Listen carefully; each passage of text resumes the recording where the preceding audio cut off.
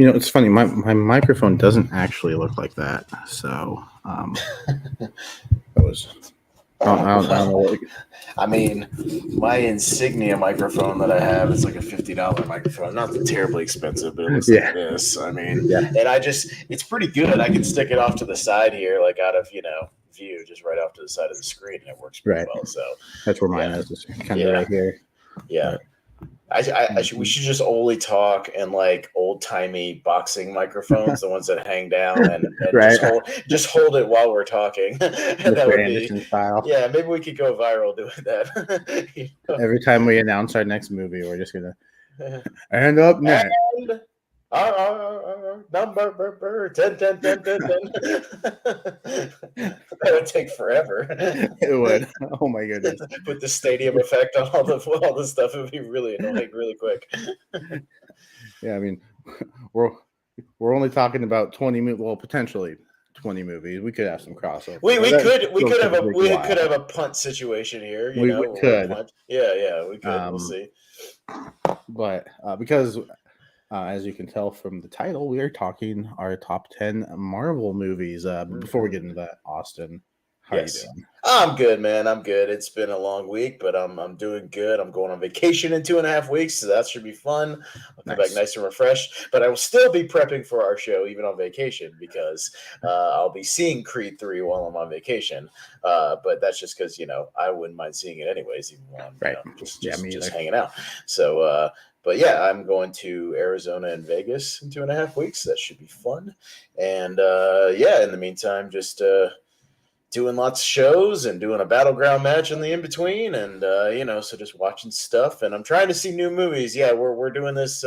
We should say, as of this recording, Ant-Man. Quantumania comes out next Thursday/Friday. I don't know. You planning to go see it? That weekend or the Oh, week after? probably Yeah, either that weekend or sometime during the week. Yeah, definitely. sure. Because yeah, coming up on well, I guess it's not a tier ranker fight necessarily because not we're just ranking all the Yeah, MCU it's movies not really in the like a tier list. nomination thing, but we're going to be literally doing a tier ranker for all the MCU properties. So that Yeah, includes all the movies and all the TV shows. I was halfway through Wakanda Forever the other day because I didn't see it in the theaters, but I was yeah, neither halfway did through I. Disney Plus and I didn't finish it, but I'll get back to it eventually. But yeah, the I will say my MCU passion has cooled over since Endgame, only because and I know this isn't like the subject of our thing, but it kind of goes to my excitement level for Quantumania is like I'll see it, but like I'm not having any expectations or anything. If it's great, great. Right. If it's not so great, then well, it kind of meets my current expectations. And it's more about I feel a lack of direction right now, as to where I don't know where any of this is going. I'm not seeing any connective threads between the films as opposed to the other ones where there was that Right. infinity connective thread. The first phase was building up the Avengers. After that was building up this cosmic threat that was out there with all these stones kind of connecting everything and the mystery of that. And, each one kind of pertaining to a certain hero or a certain planet. And right now I'm just seeing a whole lot of multiverse, quantum verse, vague cosmic threats, but nothing Yeah. really connective. So I'm hoping they could pull it together, but I'm still kind of lost as to where all this is going right now. Yeah. Yeah, Hopefully, yeah. hopefully, Quantumania is the movie that starts putting some of those pieces Well, yeah, in because place. obviously we're getting Kang in the movie, so Yeah. and he's supposed to be kind of the next big threat. So maybe he'll start tying a lot of these things together that we've seen. But yeah, so I mean, I'll see the movie. I always go in with an open mind, see what happens. But yeah, that's kind of what we're doing. But this is top 10 Marvel movies, not Yeah. necessarily MCU movies. So yes, you can include MCU, but anything else, if your heart is set and you love Howard the Duck, it can certainly be on this top 10. you know? Well, let's see. Because I told Austin off air that I actually ranked all of the ones that I've seen, which is 58 Yeah, of them. sure. And I have Howard the Duck at 45. So it will not Oh, be making my I'd be list. curious as to what you have below Howard the Duck more than Well, above. I mean, give me a few examples of what's so below I, Howard the I, Duck. I have I have Guardians 2, Iron Man Really? 2, Okay. Huh. Fantastic Four 2, um, Okay. Thor: Okay. Love and Thunder, New Uh-huh. Mutants, Thor: The Dark World, Yeah. X-Men: The Last Stand, Interesting. Interesting. Daredevil, Fan Four Okay. Stick, Okay. Apocalypse, Dark Phoenix, Elektra, and Origins Wolverine. Okay. See, And so, even for me, uh X-Men Last Stand, Apocalypse, and even Origins Wolverine all have sequences that are better than anything in Howard the Duck. So I would put them above Howard. The only thing redeeming for me about Howard the Duck is there's a scene where Leah Thompson is walking around in her underwear for like 10 minutes. And Tim Robbins has a beautifully batshit crazy performance in that movie, but that's about it. I think for me, it's just it's one of those. It's so bad, I have fun with it. No, Movies. and don't get me wrong. I've seen it. I can have fun with Yeah. it. I have it on Blu-ray for God's Oh sakes. yeah. Like I own it. So I mean, don't get me wrong. Like it's a fun bad movie. But yeah, like I would still have some of those other ones just because they have legitimately sequences I Right. like. Right. That I would put above them. But that's a whole other topic for another day. We could do like, bad comic book movies or something that we love. I don't know. We could do a whole nother subject about things like that. Yeah. But yeah, tonight, yeah, but we only mentioned Howard the Duck because if you wanted to, that could be in the top 10 because, yeah, we're talking about top 10 Marvel movies in general, anything under the Marvel umbrella, not just MCU. Yeah. We didn't want to give away all of our potential S Right. tier nominees for Hmm. for the MCU tier in a couple weeks. That'll be the 24th, right? Right. Yeah, So yeah, yeah, those, that's coming up very, very soon. Yeah, Friday night, the 24th.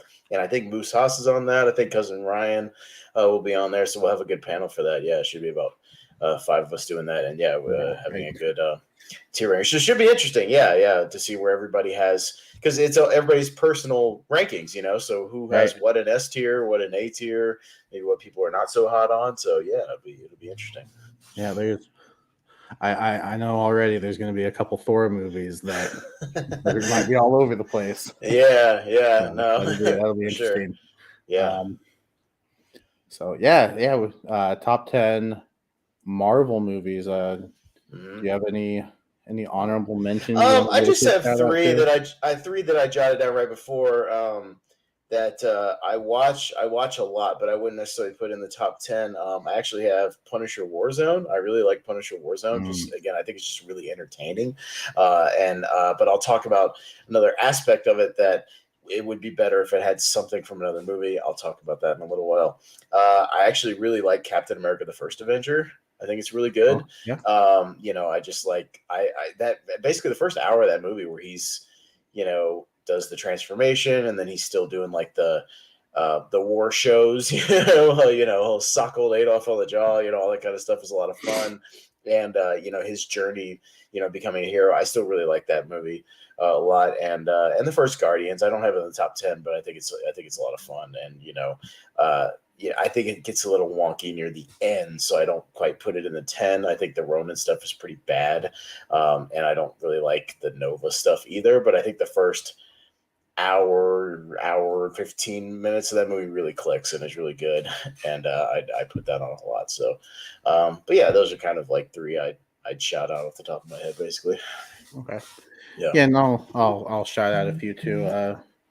I'll stick with three as well. Keep Uh-huh. things even here. So Yeah. yeah, I've got Spider-Man: Far From Home.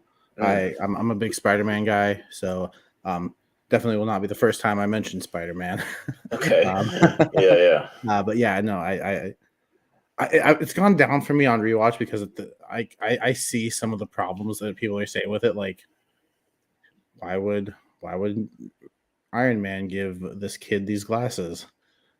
It's like, okay, I'm starting to see it, and then I'm Yeah. starting to see like some of the choices that Peter is making. I'm like, I Yeah. get it now. Um, I have X-Men: Days of Future Past just Okay. outside the top 10, but again, won't be the only time I mention the X-Men. Sure. And then the last one is Deadpool. It's just a lot of fun. Yeah, Deadpool 1 and 2 are fun. I don't know if they're aging well because like I think the jokes get stale after you've seen it multiple Right. times. It's like it doesn't work as well just on rewatches for me. But speaking of Spider-Man, I actually would put. I don't have it on my top 10. I would put the original 2002 Sam Raimi Spider-Man on there just for a sentimental value, Mhm. because I worked at a movie theater when that movie came out, and Okay. watched that movie become like a giant phenomenon. I mean, I still remember the opening weekend, the opening Friday and Saturday. I worked at the concession stand, and just the lobby was jam packed. They were showing it literally every 15, 20 minutes. You know what I mean? It was on like 9 or 10 screens. I mean, it was a 20 screen theater, and it was on 10 screens, starting every 20 minutes, and every one of them was packed. Like, that movie made a ton of money. Yeah. Everybody kind of went nuts for it. I watched it a lot, like on my breaks and stuff, just kind of ducking into it, and probably saw it, 6 or 7 times, that summer. And yeah, so I do have a soft spot for that. And there's fun. And, I mean, it does have Randy Savage in it. It's Bonesaw, one of the great sort of wrestlers and movie characters of all time. So, Bruce Campbell as a ring announcer. So, but, Right. which is actually straight out of the comics, though, him being kind of a luchador, wrestler for a thing. So that's fun. I dig it. So yeah, it's, although wrestling in movies bothers me sometimes, the fact that he doesn't pin him kind of bothers me. The referee just calls it, like, that always bugs me. It's a referee stoppage. In a cage match, all right. Sure. That's where Bray Wyatt and Seth Rollins got the inspiration. They want Yeah, right. to watch Spider-Man. They're like, stop hey, the match. He let's kicked do too that. much ass. He kicked too much ass. We got to stop the match. Yeah, no, it just bothers me. But that's a whole other discussion of, we could talk about wrestling in movies at some point, Jacob, and bring up like wrestling scenes and things that either they get right or they get wrong that bother me, especially as a guy who refereed for 16 years, who kind of has an inside track on wrestling. I could tell you kind of what they do right and wrong, and that could be an interesting topic for a podcast. I think we could bring up that different wrestling stuff in movies, but yeah, getting back to the thing. So yeah, those are my honorables. Those are your honorables. Should we take the tact of, obviously, if one of us names something that's higher on the other list, we'll punt it till later. Yeah, and talk about it later. Sure. All right, sir. Would you like me to go first? Or you want to go first? Go ahead. What do you got? Number 10. My number 10 is X2, X-Men United. So, yeah, again, I also remember when this came out, back in 2003. Obviously, it was a summer after Spider-Man had hit it really big. So comic book movies were really starting to, come into gear. You know what I mean? The first X-Men had already happened, and it was a hit. But I don't know. I wouldn't say it was a phenomenon, but like, I think Spider-Man was a legit phenomenon, and then the build up and the marketing for X2 was really good. And yeah, that movie played really well when it came out. I still think, yeah, that opening sequence in the White House with Nightcrawler is pretty great. Really good stuff. It's a shame that character never really came back in the Alan Cumming form. We did get the younger one, obviously in Apocalypse, but I wish that Alan Cumming had come back, at least for the third one, because I really like his portrayal, and that makeup is just gnarly. Like, it's all practical. I think that stuff is great. A lot of the practical stuff they do in that movie. There's really good stuff, I think, with Ian McKellen in that movie, and his back and forth with Xavier on how they have to kind of team up near the end, put aside their differences to go after Stryker, and this bigger threat of this mutant that can obviously kill all the mutants. And obviously, Magneto does not want that, because that would hinder his cause. So it's like, we got a greater threat here. We need to cool off on, but then trying to hijack it. Like, I just think there's some fascinating stuff. They really dig into kind of Wolverine's backstory in this one a lot more, with the stuff with Stryker. And I think that stuff is really, really well done. I love Brian Cox in the movie. I think he gives a great performance. Another thing that bugs me later is like the constant recasting of Stryker. That there's been like 4 different guys who have played him. It just kind of bugs me. So I'm trying to keep track of like who's who, which Stryker's which. But it's a really good movie. A lot of really, really good action scenes. All the stuff at the base at the end is good. The scene at the house, when Pyro's lighting up all the cops and everything, is really good. Yeah, just really strong stuff throughout the whole thing. Great character work. Everybody feels comfortable in this one as opposed to the first one. I think everybody was still kind of easing into their roles, especially Halle Berry, with starting out with kind of South African accent and then it cooling off in the later movies and her just being Halle Berry. But, that's fine. It doesn't bother me. But yeah, everybody looks way more comfortable in this one. And you had some nice little cameos, a little Colossus thing here and there, but not too much. And he would come in later. But yeah, I still think it really holds up as a really strong comic book movie. So yeah, my number 10 is X2. Yeah, it's a good pick. It's a little lower just because I haven't seen it recently. It's been a few years, so it's not. Yeah. as fresh in my mind. I've only seen it a couple times. Like the X-Men franchise, there's a couple that I really love that I'll revisit a Sure. lot. But like that original trilogy is, I don't know. I need to because I really do dig them. Yeah. But yeah, it's a good pick. My first, so number 10 for me, it was one of your honorable mentions. I do have the first Okay. Guardian at number 10. This was this was a big surprise because I watched the trailer and I had no idea who any of these characters were because I'm not a comic book guy. As did most of America when that movie Yeah, came out, really. yeah, Let's see if we're being honest. yeah. Because like I said, I'm not a comic book guy. I've never been a comic book guy. I know my superheroes from the screen only. So whatever I know about them, it's what they've shown me in movies and on TV. Um, so I knew nothing about these characters. I didn't know who Batista was because I like, we're wrestling fans, and so Sure. that got me excited more Mhm. than anything. And then it was like, okay, so we're gonna do this guy, this green girl, a Mhm. talking raccoon, and a tree, Yeah. and what appears to be a roided out muscle guy. Yeah. All right, um, I guess I'm in. Yeah. I went to the theater, watched it, absolutely loved it. I thought the humor was great. That opening, I think with Peter and his mom was really good. Very very emotional. And first first time I saw it in theaters, our theater only had the audio for whatever reason. Oh. The picture wasn't working, and so we heard everything, Mhm. and no visuals, and so they restarted it, and one of my friends I was seeing the movie with just shouts out, "Spoiler alert! His mom dies." Like, yeah, I mean we know that now. Like, We had that same problem when I saw The Fate of the Furious in IMAX. The movie started with no screen but the audio, so we were just hearing Dom and them in like Cuba, and just doing this thing and kind of starting this race.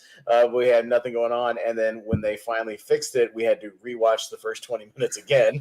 So we were like, "Oh!" And then I had the opposite problem when I saw You Don't Mess with the Zohan, the Adam uh, Sandler movie, where we had visuals but no audio.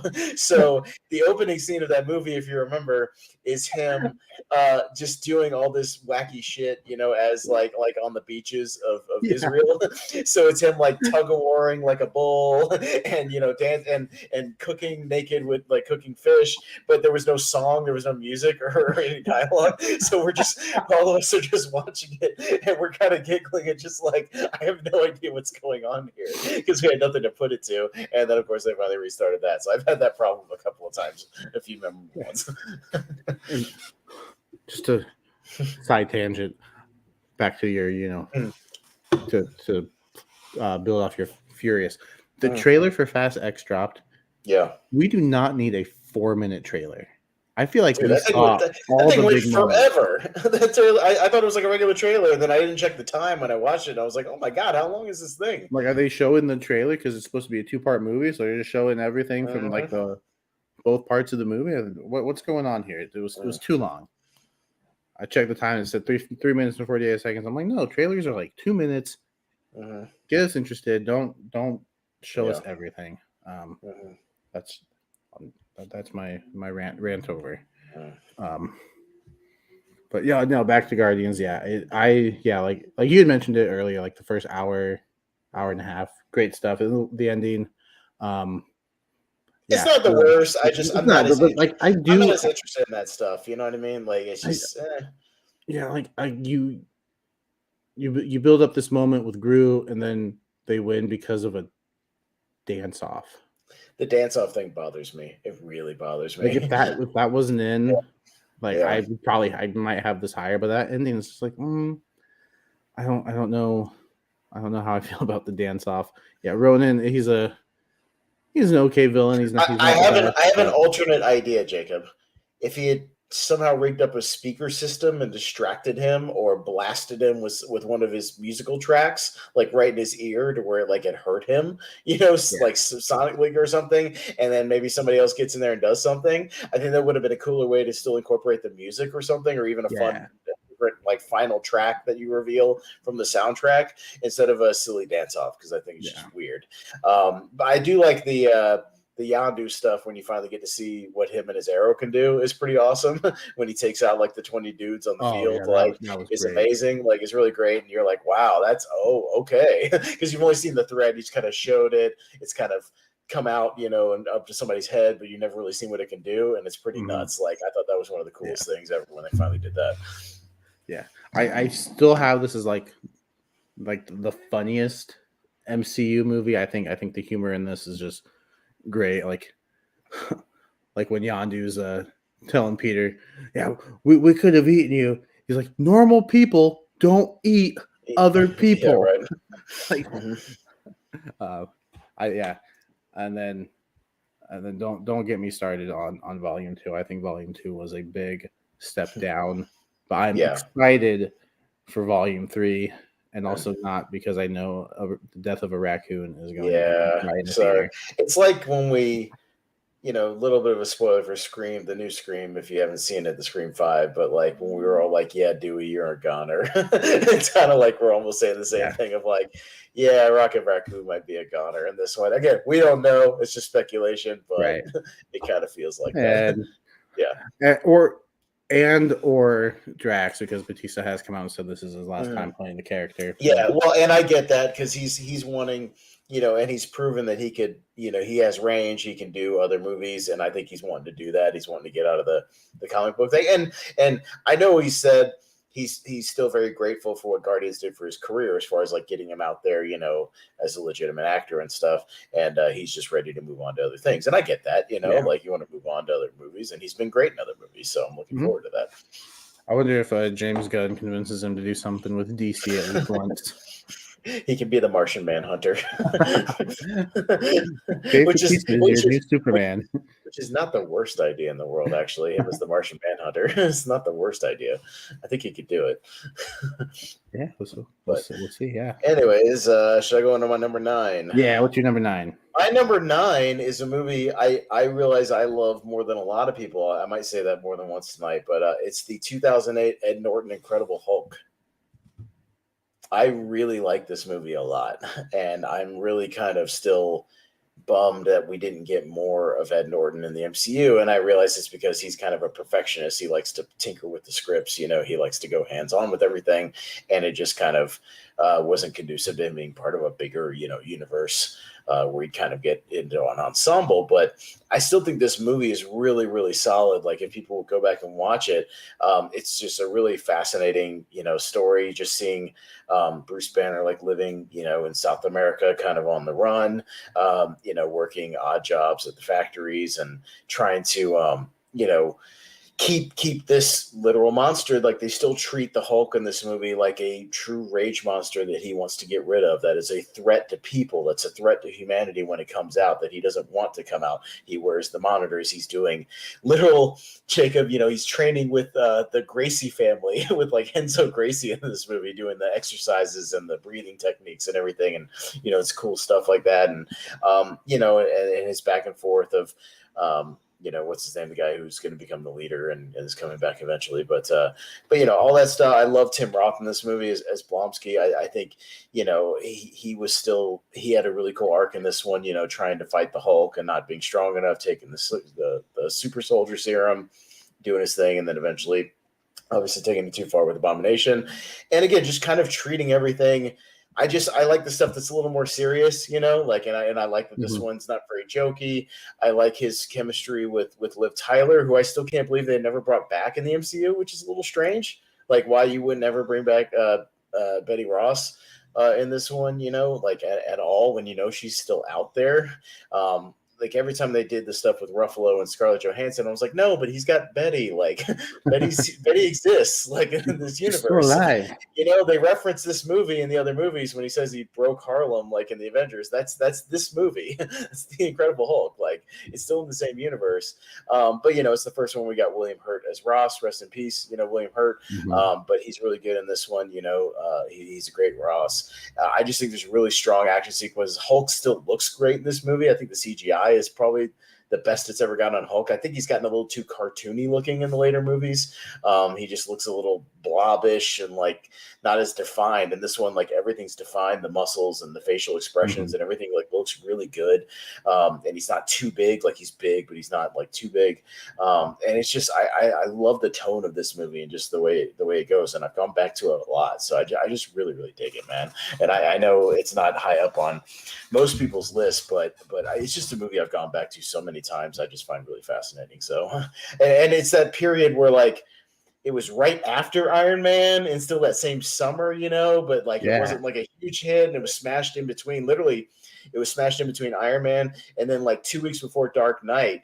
So it's like, it came out 2 weeks before Dark Knight. So once Dark Knight came out, it kind of got lost in the shuffle, you know what I mean? And was out of theaters pretty quickly after that. So it kind of got overshadowed. But I really think if people gone back and watched this movie, they would discover a real true kind of hidden gem, in the early MCU that I really love.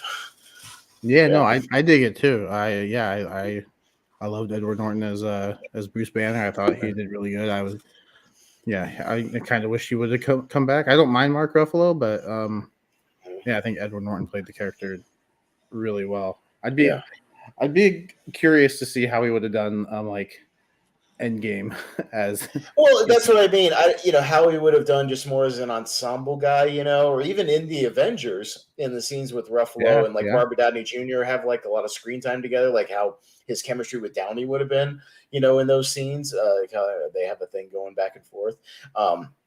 I'd kind of picture him saying all the lines from that movie, just being like, well, that's my secret, Captain. I'm always angry, kind of a different voice, that sort of thing. You can picture Edward Norton doing it. I just think it would have been fascinating, but it's just a sad case of it had to be recast or whatever because of backstage issues. But I really dig the Incredible Hulk, man. I think it's a lot of fun, and I love that they don't redo the origin. It's just like they get it over with in the credits, and we just keep going. And he's off, and it's inside him. We get it. He's got a Hulk monster inside of him that comes out when he gets angry. We got it, and it all happened because of a crazy gamma experiment. We're good. That's all we need to know. We're set. So yeah. Yeah, I dig the Stan Lee cameo in this movie too. Oh yeah, drinking the soda that's tainted with stuff. Yeah, no, it's good stuff. Yeah. All right, my number 9, I have a feeling, is going to be punted. Okay. Because my number 9 is Spider-Man 2. Oh, that's a punt. Yeah. So. All right. So what's your number 8? Now, my number 8 is the namesake on my shirt tonight. It's the 2004 Punisher. That is my number 8. I'm again a big fan of this movie that I think is a ton of fun and really solid. I've always thought Thomas Jane was kind of the perfect Punisher when you watch this movie. Like he's just got the look down pat, when he's got the stuff on, the jacket on, and he's doing his thing. Like I think it's great. The only real like big issues I have with this movie, but I can forgive it in the midst of it, is that it's set in Tampa and they did that for budgetary reasons. So it's set in Florida, which is really weird because Punisher is a New York guy, like for sure, and they remedy that in Punisher Warzone. But that's the only big like weird thing is he's doing stuff on docks, and they're like it's just a lot of water in this movie. It's like New York. I mean like beach water is like. Punisher's supposed to be a New York guy, in the alleys, in the buildings and things. But that's still, regardless of that, I think the scene where, the fact that like Roy Scheider's in this movie is awesome because I'm a huge Roy Scheider fan. They're playing his dad in the reunion scene, and the actual like taking out of his family and the killing of his wife is actually, I think, really well done and really emotional. And him getting shot himself is really good. And again, I think Thomas Jane just nails the second half performance of just being this kind of depressed guy with sort of a death wish who's going to get his revenge, but then is perfectly fine with just being suicidal and almost taking his own life, just sitting in a chair, taking pills, nearly blowing his brains out before he realizes he can, kind of help other people with this. But I love the supporting cast. Like I think Rebecca Romaine and John Panette. Yeah, I was going to say John Panette, Brian. Yeah, I was literally about to mention John Panette. Yeah, he's great. As Bumpo, who are all characters from the comics, by the way. They weren't just made up for this movie. Those were all actual characters from the comics that were kind of like his apartment sort of roommate type people. And then Ben Foster, who we always love, like, and forget is in this movie with all the piercing stuff. And he's really good. He's got a great scene where Will Patton is kind of torturing him, and he doesn't snitch. Like, he's pretty great. And of course, speaking of wrestling, a great scene with Kevin Nash as the Russian, a really fun fight scene where I believe he got stabbed for real on accident in this movie and totally no-sold it and just stayed in character, which is great. It was kind of an accident on set, and he was so awesome that he just shook it off and just played it off like nothing happened. But yeah, that fight scene just feels like a real struggle. It's not an over choreographed, kicks and punches and whatever. It's just this dude trying to take out this guy who's much larger than him, who doesn't feel pain, who no sells everything. And it's one of my favorite little fight scenes in any of these Marvel movies. And just some good shootouts, some good stealthy scenes near the end where he's taking out dudes with bows and arrows and stuff. It's just really fun. And again, I wish Thomas Jane had carried over to Punisher Warzone. I like Ray Stevenson in the role in 2008, but I wish Thomas Jane had kind of continued that. I know he did a little short called Dirty Laundry where they kind of him and Ron Perlman did a little short thing where he kind of played Punisher again. But he does the voiceover for the video game, which is one of my fun underrated video games for the PS2 and the original Xbox. That video game's awesome, by the way. If you never played it, it's bonkers. It's great. And he does all the cutscenes and the voiceovers for everything Thomas Jane does, so that's a lot of fun. But yeah, 2004. Oh, and John Travolta's eating up the scenery and having a good time too. In this movie, he's being silly and having a good time. You can tell he's just having fun. So yeah, good cast. Solid movie. I think another little gem that if people haven't gone back and watched it, I think it's really, really good. Yeah, this is another one that I need to make a rewatch. I've only watched it once, but I remember really digging it. Yeah, that Kevin Nash fight scene I really dug, and John Travolta I thought was great. Yeah, so I'm due for a rewatch, and maybe who knows, maybe it'll climb up the rankings. Sure. As I rewatch it. So I like all the Punisher movies, by the way. I don't have the Dolph Lundgren movie in my top 10, but I actually dig the Dolph Lundgren one too from '89. I think it's pretty solid too. It's got a nice dark tone to it. And like I said, I had Warzone in my honorable mentions. I like all the Punisher movies that are out there, and the Punisher series, obviously, with John Bernthal was great, and he was really good as Punisher. So I need to watch that too. Oh, his stuff with Daredevil in the second season is awesome. Like when they introduced him in the Daredevil season 2, is fantastic. Like he's so good. Yeah, I wonder if we see him come back in the new Daredevil series. I'd like to see him come back because I think people really dig him as the Punisher, and he did a great job. And he has unfinished business, with everybody. So he has a history with Kingpin, too. So I mean, I'd be totally fine with him playing some kind of role in the new series. I don't know if that character is too violent for what they try to do with Disney Plus, because he kind of is. He just doesn't give a fuck. He kills people. He doesn't care what you think about it. He slits throats. He shoots people in the head.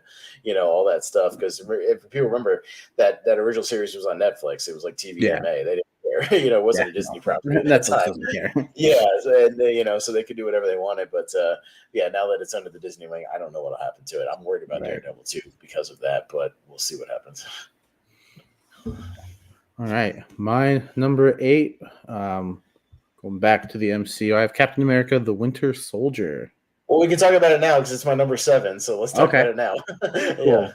Yeah, this is one that has gone up for me every time I rewatch it. I think just the acting performances to the fight scenes, that elevator scene, I think is one of the best fight scenes in all of the MCU, maybe even all of Marvel.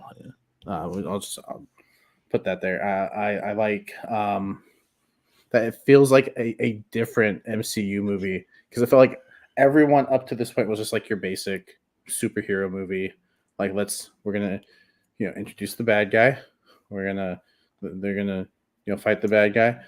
It felt very formulaic, and not to say that that's a bad thing, because I think most of the movies up to that point worked, and I had a degree of fun with all of them, but this one... Well, the bad guy is a threat from within in this one, so he's fighting the people he literally works for. So it makes for and it's Robert Redford is not a take over the world, laser into the sky, take over the universe, type of thing.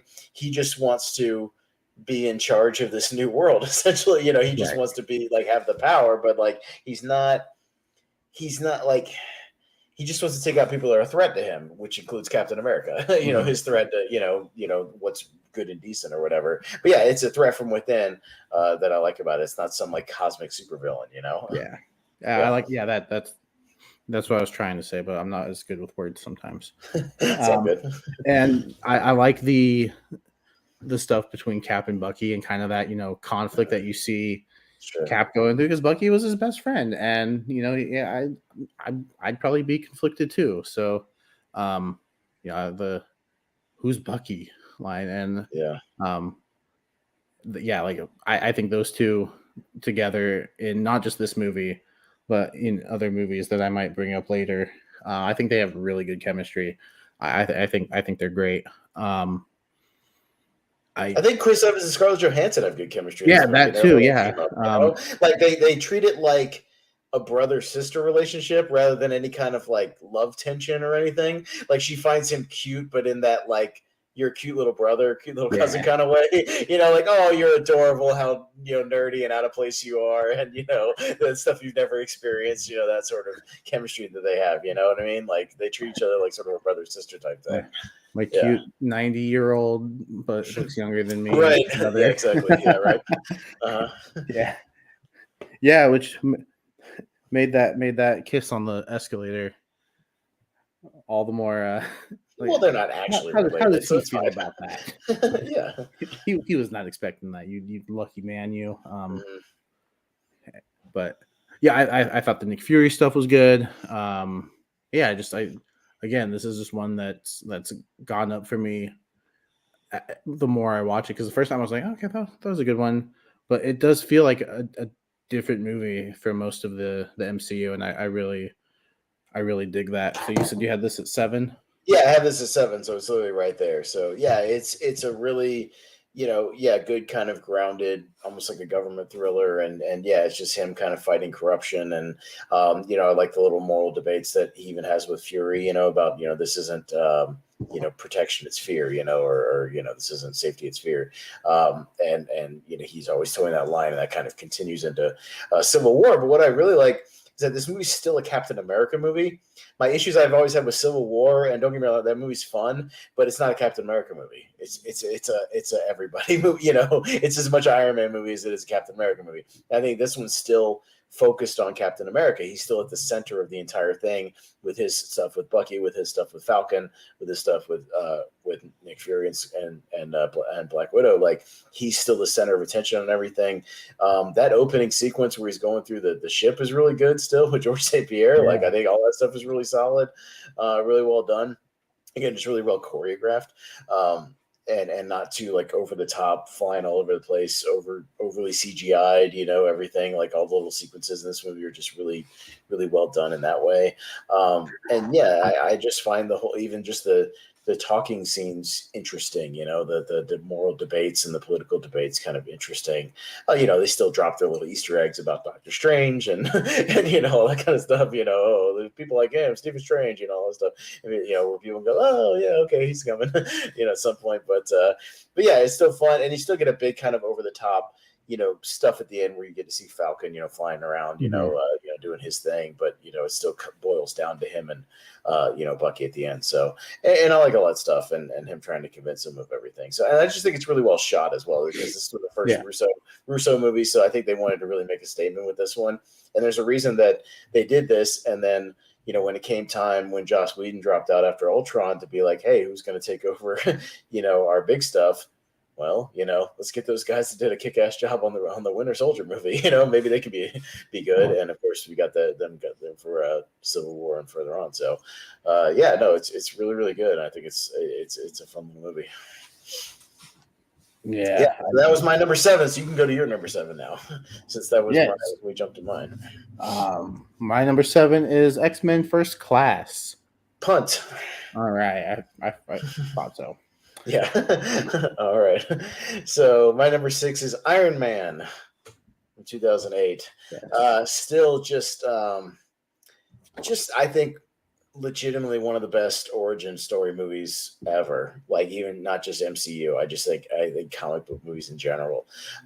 It's just, this movie is so like it's got over the top like technology and stuff, but it's so grounded in that like half the movie is just him tinkering around in a cave and putting stuff together using his brain. It's so stripped down, much like how the original Iron Man suit that he makes in the cave is so stripped down and so basic that it's more legitimately about the character and building this actual character, and you getting to know this guy when the stuff and they earn all the stuff where he builds the Iron Man suit. He learns, he builds, he goes through phases of it, one after another.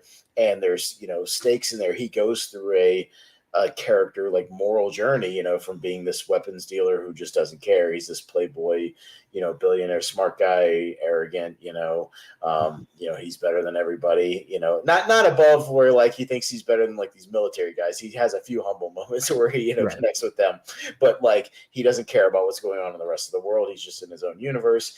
And then when he goes through what he goes through, obviously with Yusef and stuff too, having a legitimate earned point of view change. You know what I mean?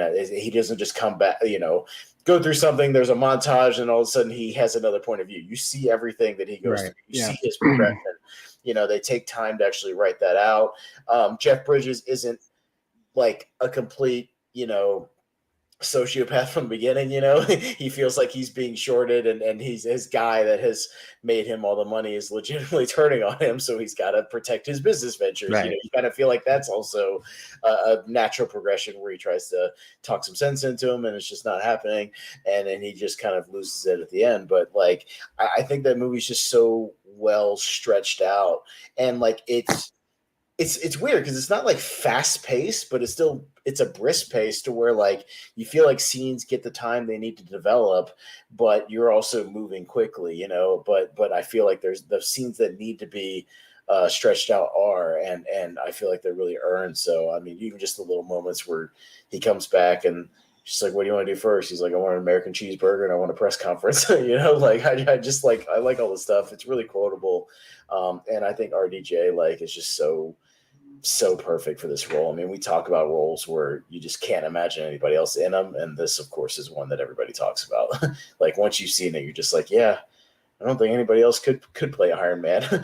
Tom Cruise would have been interesting for sure, because I know that was floated at the time, but like it would have been something. But yeah, Iron Man it still really works. And again, I like these sort of stripped down early MCU movies where they were really taking their time with things, and just leveling it out and just really building. And who didn't go crazy for the post-credit scene at the time? When Nick Fury shows up, but I know the perfect casting where you're just like, yep, that works. Sam Jackson as Nick Fury. Oh, the Avengers Initiative. What? They're not going to do an Avengers movie. Come on. Oh, they're going to do it 4 years from now and they're going to kill it. Yeah, that's nuts. But yeah, who didn't go crazy for that at the time? That was a really good Easter egg and good stuff. And 15 years later, we're still talking about the MCU. And if this movie isn't successful, that's one of the great what ifs of cinema, Jacob, is what if Iron Man had completely bombed? What if, and then Incredible Hulk right after it had bombed too? You know what I mean? Like, would we even have the Avengers movie from 2012? Will we have the MCU at all? I mean, it could have gone the way of the Dark Universe.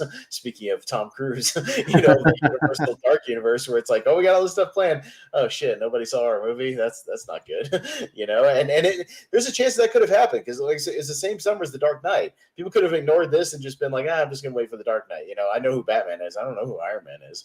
Like I've kind of heard of that, but like, he's not part of the song from Black Sabbath. Yeah, like what? Yeah. And it's it never been in any of those old shows or anything. And it's like there's so much that could have gone wrong, but I think because it was so well made with Favreau at the helm, and he took such care of the material, and he was friends with RDJ, and you can tell there's like there's a love for the material there. It still shows through the screen, and there's a care for the script. The script and the characters, you can tell, came first before the action, before the special effects, before everything. So it's still what makes that movie what it is. Yeah, which makes Iron Man 2 just a little bit more disappointing, because had they given Favreau the time and not rushed Favreau has said that they just, once that hit and then they were on the fast track to the Avengers, it was like he kept getting all these studio notes like, you got to throw in this to set this up, you got to throw in this to set this up, you got to throw in this subplot and this subplot, and you got to throw Black Widow in there, you got to throw this in there, and he was like, I just want to make a sequel with RDJ, like doing his Yeah. thing and continuing that story. And they're like, no, we got to set up all this stuff. That's one of the problems I have with kind of current MCU is everything just sort of feels like a setup for the next thing instead of feeling like its own thing. Like you could watch Iron Man now and it could be its own complete story. Essentially, even with the Mhm. post-credit scene, you could have ended, if it ended there, it'd be like, oh yeah, we could have gotten that cool Avengers movie, but like it ends with him embracing Iron Man, like this whole new persona. I am Iron Man is like how the movie ends, and it's a great ending, and you could have stopped there and it still would have worked. And that's the thing; it didn't feel like just a setup for the next movie. So yeah, that's my one thing I have with current MCU movies is everything feels like, oh, we got to make sure we put the next person for the TV show in there, which is like what Wakanda Forever was with what's her name, the Ironheart chick. It was like we got to Yeah. make sure we get her in there to set up for the TV show and get this person in for their little spinoff. And it's like, oh my god, enough already. Just focus on the character that you want to focus on. Like, just let the TV show be the TV show. Like I don't know. It's one of the problems I have. Everything's just a step to the next thing. But regardless of that, I'm going off on a tangent. But yeah, my number 6 was Iron Man. Yeah. My number 6, we're gonna stick with the MCU. We just hit Iron Man, and now we're gonna go all the way to the end of Iron Man's journey in the MCU because my number 6 is Avengers Endgame. Sure. I thought this was a fitting end to the the Infinity Saga. My one gripe. I'll go ahead and get the gripe out of the way. I think the ending took too long. It was like you gave everyone their own ending. We had like 6 endings to the Yeah. movie. Because I think Iron Man's funeral was like the 2.5 hour mark. Yeah, you And have then they Iron really Man's stretched it at funeral, 3 hours with all and these then you endings. have all the end stuff with Cap needing to go back in time to do his thing and coming back as the old man, and then all the other like the little yeah, it's like there's a lot of it feels like very Return of the King, where it's like we got to wrap up everybody's little things, instead of just having a nice little ending, with everybody at that Yeah. funeral or something. But And this yeah, this goes back to your point about wanting to set up future stuff. They're yeah, setting up the Falcon and the Winter Soldier, or whatever. They're setting up Thor working with the Guardians, and hmm you know, um, I think the only because I don't think we needed that. We saw that Thor and the Guardians could have worked together from Infinity Well, War, my and thing is, could you just have the opening of one of those things be Thor walking off from the funeral with the Guardians? You could right, open the actual movie with right, that, and you could flash back and be like, previously on the MCU, and just go to a different perspective. You didn't need to have that in Endgame. Like we kind of inferred that anyways, that he was going to go off on some cosmic adventures, But I think you could have that at the beginning of a movie, and even have him like walking away from that and have the other characters in the background and go, oh, hey, that's the Endgame scene, and that would be fun, Like yeah. you can have that instead of just trying to shove it into the end of this movie Yeah, and then quickly. I think the Captain America stuff that would have been a great opening to the Falcon and Winter Soldier series. Sure. I think you end it with Iron Man's. I know it's a somber ending and it's Mhm. very Yeah. very emotional ending, but I think it'd be a perfect ending if the final scene was them, doing his funeral and then just Yeah. panning across everyone at the funeral, Yeah. and that's how it ends. I Mhm. I think that's a great ending, and then yeah, you do all these other endings as openings to Sure. future movies and TV shows. Mhm. Um, but despite that, I still I love this movie. I think it's the best Robert Downey Jr. performance Hmm. in the MCU outside of my personal favorite is Iron Man 3. I think he is incredible in that movie. Not on my top 10, but if we were talking performances, Sure. that would be. I think I Yeah. think he's great in the movie, but um, I dig it. I dig the time travel stuff. I thought it was a great ending. Um, that and mostly and just that final fight scene between literally everyone. Mhm. I really dug it. the emotional moments with Black Widow's death. Spoiler alert: if you haven't seen the biggest movie of all time, I behind think Avatar. everybody saw this movie, so I think it's safe, when it makes $2 billion. And let's be honest, Jacob, if you're interested in the MCU and this movie's been available for 4 years to Right. watch everywhere, and you still haven't watched it, you really didn't have it as a priority to watch. Yeah. Like, let's be honest, it's not like some hidden gem movie that we're just No. now telling you about, like that you need to see. It's Talk, like that. talking to that one person who's like, maybe I'll give comic book movies a shot. Yeah, right. Although I have seen fun reaction videos online where somebody who's like a Super Mario fan brings like their mom into the room and they watch Avengers Endgame with their mom and try to have her figure out what the hell is going on in that movie. Trying to figure out 25 previous movies worth of material. Like, I don't know who this person is, who that person is, what that means, what does that mean? Like, those are fun reactions if you ever want to go on YouTube and check those out. Yeah. Yeah, no, I dig it. I especially like my jaw dropped when Cap finally, had Mjolnir. My theater went a little crazy for that. Because you knew he could. You saw in Ultron that he was able to, and he just chose not to because he's honorable like that, worthy enough. Sure. But yeah, I dig it. It might be higher up if it wasn't for all those endings, and whereas I thought Thor was the MVP of Infinity War, he's like my favorite part of that movie. I think he's awesome. Yeah. I feel like they dumbed down his character a little bit. I didn't like Fat Thor. Yeah, I think if they had just treated it a little different, because I get what they were depressed. If he was just I get what they were doing with it as far as it being like a depression thing. Like, he's given up because he feels like he failed his people, he failed in his mission, you know what I mean? Like, and he had the ability, but he made mistakes, and now he doesn't really have anything to live for. I think you could have played with that idea without him just being like, oh, hey, I'm playing Minecraft.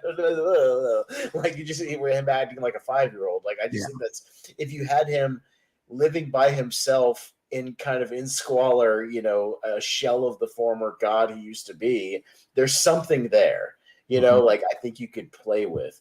The tone of it is just kind of all over the place for me. That I don't take.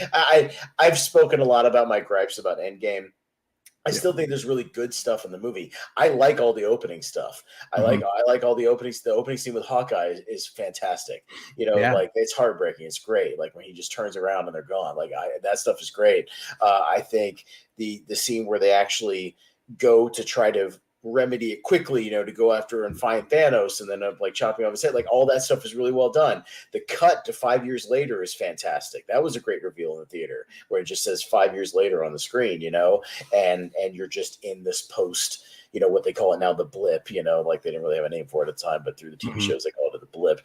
But this post blip, I wish we had lived a little more in this post blip world. I would have liked to have seen more of what that was about, how that affected people personally, how it affected the world, people losing their families, people, this people, how it affected, I don't know, the economy, industry, everything. You can't just drop half the population and not have things go incredibly wrong in the world, and it's like, I wish we'd seen a little more of that. I feel like they jumped kind of into, we got to start the mission now, and I think the mission's a little too stretched out. Like, I think you could cut even some of the stuff with Tony and his dad. Like, I think you could cut some of that. I think you could cut a little. It just feels like a lot of member berries like stuff, where it's just like, oh, we're gonna go back to the events of the original Avengers. Why? I don't really need us to do that. Like, I get it's really just to set up the Loki show. It's just I have my issues with that, where I think we could have spent a little more time in the post-blip world before we get to it. And also, I think there's a lack of villain in the movie. Like, you have Thanos, this other version of Thanos, but he's just a shell of what he was in Infinity War, because he's just, it's just another version that's realizing in some of this alternate universe he succeeded. So that just gives him a little extra motivation, but he already had the motivations. He already wanted to do it because he succeeded. It just doesn't, it doesn't really gel for me. I like the movie overall. I will watch it, but to me, there's another Avengers movie that's way up higher on my personal list, because I think it's a much tighter movie, a better paced movie, and a better villain. So that's all. Yeah. Spoilers. So do I. But yeah, no, and kind of what you were talking about, the the post blip. That's kind of one of my gripes with Far From Home as well, and why it's not higher up is because I feel like they're back and we just went back into normal life again. We didn't see any like how are they adjusting to being back, and they've been gone for 5 years. Like what's like but no, we just jump back. Everything's normal, and it's as if nothing happened. You can't just again reintegrate 3-4 billion people and not have consequences, all those job positions were filled, all those homes were filled, they just kind of brush it off in the shows. It's like, oh, this one agency was set up to help people reintegrate into the world. I'm like, it'd be way more complicated than that, like way more complicated than that. It would be an absolute mess. Every boss is like, call no show, like for 3 years and 5 years in a row, we had to refill the position. We just had to promote Steve over there to, the next position. Like it just was what he was still around. What are you gonna do? This other guy moved into your house. You were gone for 5 years. Like, what are you gonna do? It's like right, and it's like we know the event, like the Avengers, they all came out, but like, where did they blip back to? Like, did they blip back to where they were when they left, or like when they got dusted? Because if that's the case, what if people who were dusted on airplanes they just blip back into the air? Right. Or if we were crossing the street, if you were inside of a car driving somewhere, using a public restroom toilet that somebody else is currently using, or inside of a building that doesn't exist anymore. I don't know. Like it's weird. There's a lot of questions. I think they just. Not that I need, again, every single question to be answered, but I just wish there was a little more time spent on this massive concept of people, half the population literally disappearing. I think that you could do a lot with that. Even I think a TV series exploring that 5-year period would be more interesting.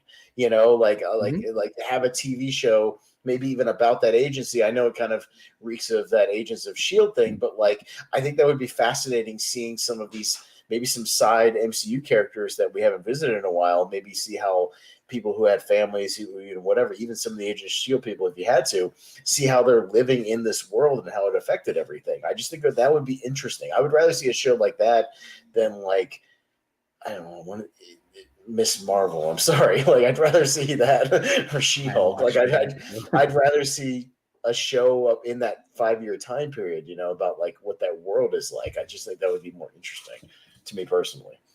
Yeah. So, all right. What's your number 5? My number 5 is X-Men Days of Future Past, which was kind of briefly touched over, but yeah, it's literally the best of both worlds. We get the old school cast and the new school cast kind of doing their thing. I like kind of dystopian movies, and the fact that the older cast is living in this dystopian world with the actual kind of Sentinels that we get to see, fully expanded and sort of in their form, able to imitate all these powers is really cool. I just love some of the side people that are in that world, like Bishop and Blink and all them, the little portals and stuff. There's just some really cool action sequences within that period. And then of course you flash back to a cast that I love that I'll talk about in a little while, as you could probably guess. But yeah, the fact that we get more of them and a little more expanded in that timeline as well. And yeah, it was probably the right idea. I know it's not comic accurate to not have Kitty Pryde be the one who's traveling through time. I get that that's the comic thing, where she's the one who actually goes through. But, I get why they have Hugh Jackman as Wolverine, as the central focus, because he's Wolverine and he's awesome, and he's Hugh Jackman. But I do think it's fun that he goes back into his old body and still has the bone claws from X-Men Origins Wolverine. I think that's a little fun, a little throwback when he first pops them and he's like, oh, these things again? God damn it. These stupid things. But, I think his chemistry with the older cast is really fun. James McAvoy is still great doing this sort of, rebel, not, taking the serum to not have his powers. He's kind of sworn off all this. You've got, Magneto in jail, and all that whole breakout sequence is great with Quicksilver. Who doesn't love the Quicksilver stuff in this movie? You just wish there was more of it because he's so great. That whole sequence in the kitchen is amazing. Peter Dinklage is great in the movie. I think that's really interesting to have him as this kind of guy, behind the Sentinel program. He's great. I love the arc that Jennifer Lawrence has. Kind of trying to set her own future and take him out. A lot of the set pieces are just good. I just think it's a really well made movie. I mean, the movie looks great. It's fast paced. The bounce back and forth, like I said, is great with the tension, with the Sentinels kind of working their way into this thing, and there's a time crunch there. And the stuff with it when McAvoy and Patrick Stewart have their little mental face to face is a lot of fun. I remember that being one of my favorite trailers of all time when in the trailer they have the face off and he's just like, I don't want your suffering, I don't want your future. Like, it's really great, like it's good stuff. And he's like, we need you to hope again. Like, there's some good stuff there, man. And Patrick Stewart stuff with Ian McKellen where Ian's just like, they had this little heart to heart, like they take time to have these little moments where he's just like, oh, those pointless years we spent fighting, when we could have, there was a greater thing out there that we could have been united, in this front. And, we had these petty differences, I just think there's a really good character work all throughout the whole movie. And it's very, very rewatchable. I just find So yeah, I just find it a breeze to watch. Yeah. This and First Class, which we'll still talk about later, are probably my favorite of the team up movies. Yeah, I really dig them. Yeah, I don't. Yeah, this was just outside my top 10. I don't fault you for having it in at all because it is really good. Mm-hmm. So that was your number five. My number five. Going back to Captain America. We got up to talk about Winter Soldier. I have Civil War at number 5. For a long time, this was my favorite MCU movie. But it's recently been passed up by a couple others. But I just, I get where people are coming from saying it's not a Captain America movie because it's not. I will agree with that. If it was called Avengers 2.5, it is the best franchise blockbuster of 2016. Yes, to our Battleground match. It's better than Rogue One. Better than Rogue One, but Beauty and the Beast is better than Lion King. You're right. Yeah. We can all agree on that. Boy, was that tough and Michael Myers is the most badass. That was another tough one to argue. I'll tell you that. Like trying to break down Civil War, I was grasping at anything I could find online to just like to go against that. That was me with Beauty and the Beast because I love it. Yeah. And then even trying to find arguments against Michael Myers, I was like, yeah, but that's not true. Yeah, well, sometimes do I really believe that? Sometimes, Jacob, you just got to believe your own bullshit. You just got to lie. That's what Battleground's all about, bro. It's not a lie if you believe it. Right. I know. One of these times, you and I are going to go one-on-one again, and I'm going to try my best to pick a category where I can pick aliens as my answer just to see what you do. Yeah, I could do it. You know what I mean? Like, if I had to, I could.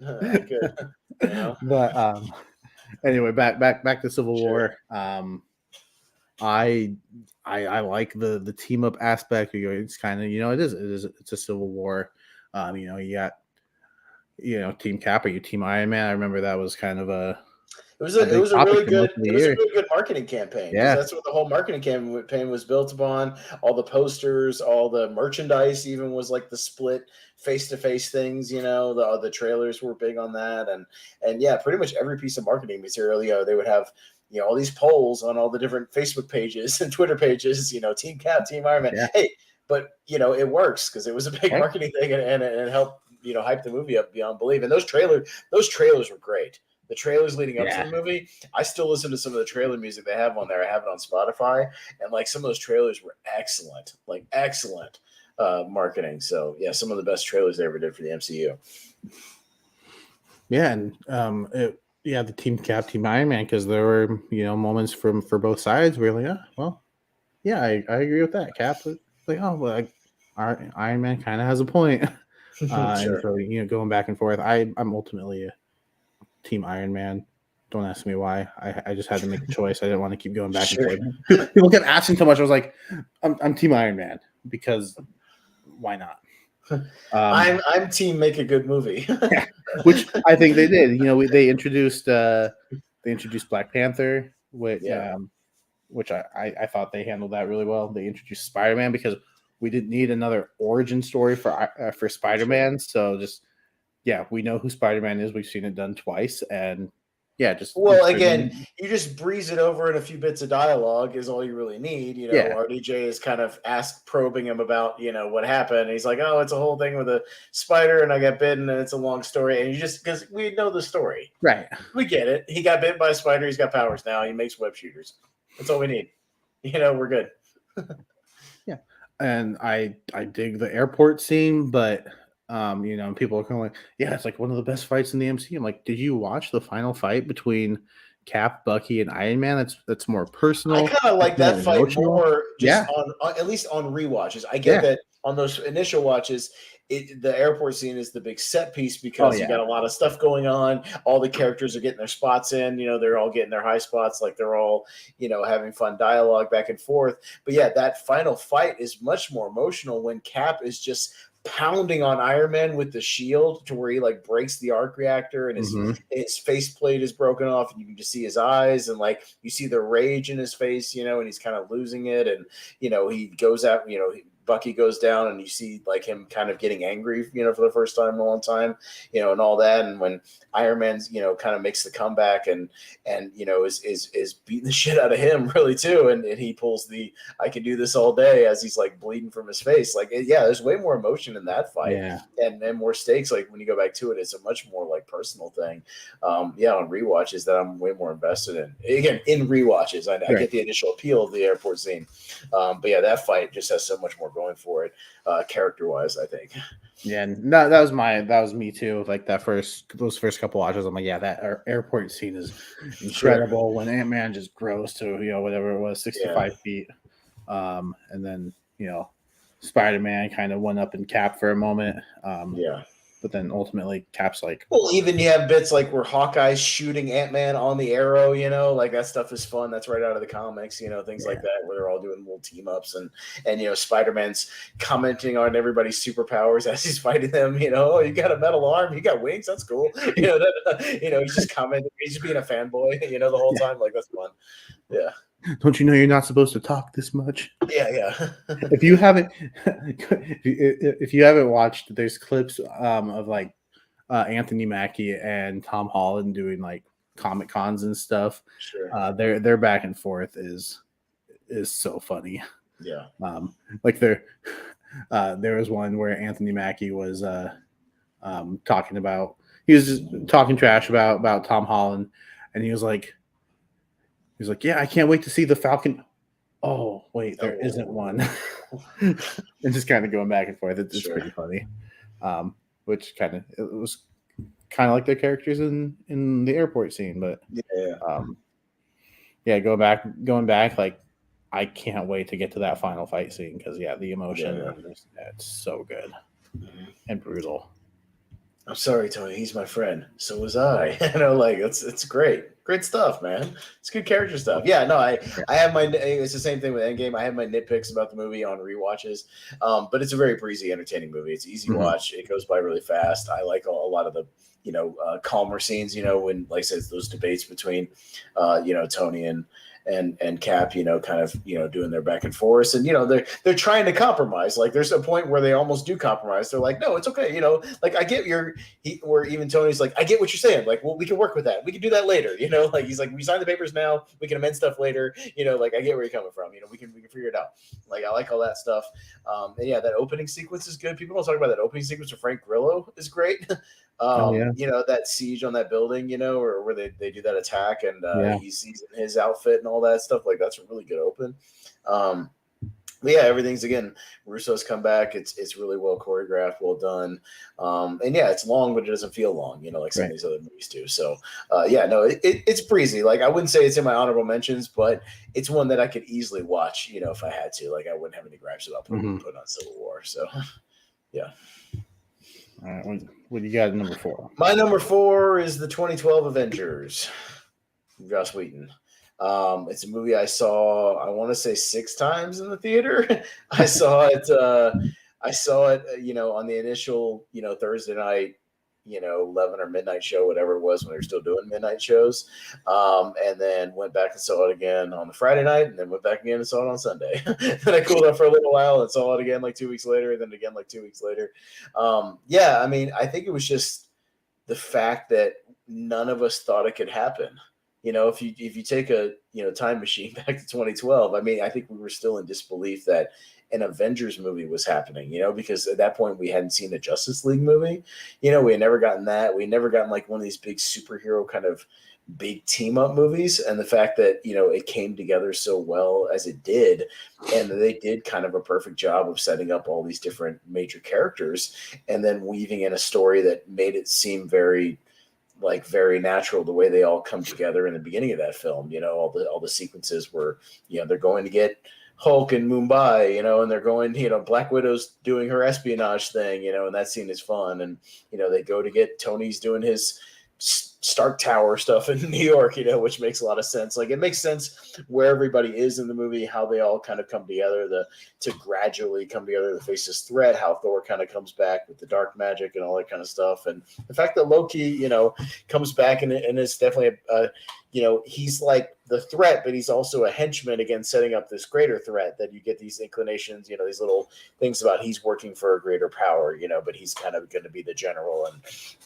they still treat him seriously. I mean, the movie itself, again, has good jokes, a good script, good material, but I think nicely bridges the humor with the serious moments. You have the serious stuff with Coulson's death, which is really well done. You have the, scary moments, like when, to this day, the thing freaks me out when Loki puts the guy on the floor and has the eyeball thing. Like, that weirds me out, like where he carves out his eyeball, like that stuff. But then you have the moment with the German guy who you assume is like a Holocaust survivor standing up to Loki, saying that there's always men like you, and standing up to him. Like, there's good moments, I think, that still work in this. And, you talk about a great third act. I mean, the Battle of New York is tons of fun, and it's like a half an hour, and it has great aspects to it all around, from the iconic circle shot, where we finally circle around them, teaming up, to Cap telling Hulk to go smash, and he goes off and starts smashing, and, Hawkeye doing his thing from the top of a tower, shooting people without even looking, and kind of directing traffic. And, you get Thor, doing his thing. Great little stuff with Thor and Hulk back and forth. And yeah, just again, great character bits within all this chaos. But I think it's just really, really built up well, and really electric dialogue. I mean, say what you will about Joss Whedon, I know he's had his issues, and people have kind of soured on him over the years, but that script is really well done, and he handles the character beats really, really well. So it's one that I could always go back to and just have a blast with, anytime. And I've seen it as many, probably a dozen times at this point. It still works. Yeah. So it's hard to believe that was 10 years ago. That movie was 10 years ago.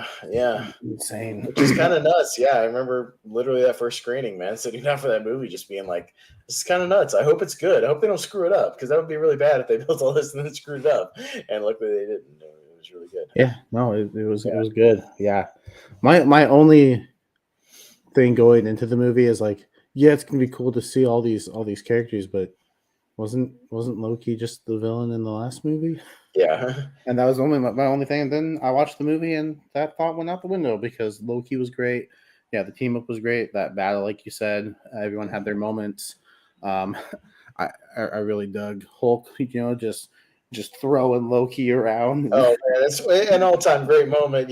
How dare you, look at me like that, and he just smashes him. Like it's so. I remember the first night.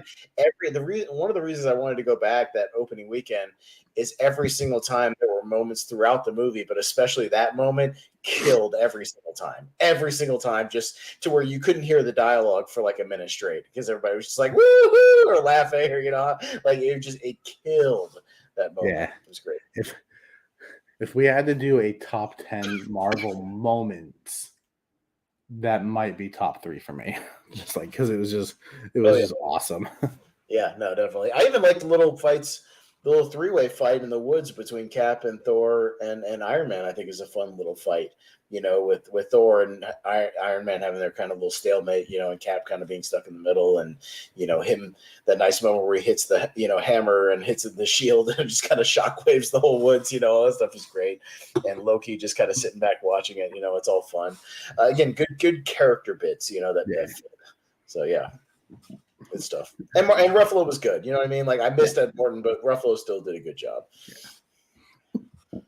Excuse me. Yeah. Doth mother know he weareth her Weareth her drapes. Yeah, Shakespeare in the Park.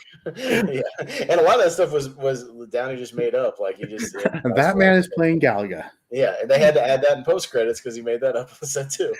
Yeah, and then Yeah. I think I remember the post credit scene of them in the restaurant was kind It was of shot on the after fly too. because there were people that had who was it that cut their hair? I think either Chris Hemsworth or somebody had like cut his hair or something like that, and they had to. He had like a very obvious wig on in that scene, or something like that. If you look real close, Yeah, I'll rewatch it. yeah, because they shot it in like a day. I mean, they went to like a quick set. They messed up the place or whatever, and then just shot. I think just them sitting there with the shawarma. And again, the shawarma line was a total Tony or Robert Downey Jr. just improv line, and they decided to make that one of the post credits, which was great. So, but yeah, and like I said, the movie puts the feelers out there for Thanos, which if you were a geek, and you kind of knew what that was cool. If you didn't know who it was, they explained it eventually, Right. But I think for anybody who knew, you were like, oh shit, are they going to try to do Thanos? Like, that's kind of nuts. Yeah. Hopefully they get that right. At least I think they did. They might have. They might have, yeah. We might be talking about that We'll later. talk about that in a minute. Yeah. The most recent movie on my list, my number 4, I Have No Way Home. Okay. I watched this back-to-back opening weekend. I've seen it, 3 times since. It's crept up in my, personal movies, just my favorites, like in my top 30 now. Sure. Yeah, just recently. Yeah, it's jumped Civil War, which was my favorite for a long time. I dig this movie. I think it's got the emotion. It's so cool seeing all 3 Spider-Men back. They they do the meme, where they're in that little triangle and they're pointing at each other. The emotion is there. Seeing all these villains back, like call it nostalgia if you want. I mean, I know the Amazing Spider-Man was only like 10 years ago, but those original Spider-Mans, the last one was 15 years ago.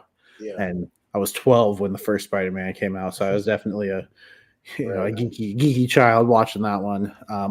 But it was great seeing Tobey Maguire and Andrew Garfield back. I think Andrew Garfield has yet to give a bad performance in anything he's been in. So I was really excited to see him back. Yeah. It helps that he doesn't age either. Yeah, he looked the same. He still looks exactly the same as he did when he played Spider-Man. So yeah.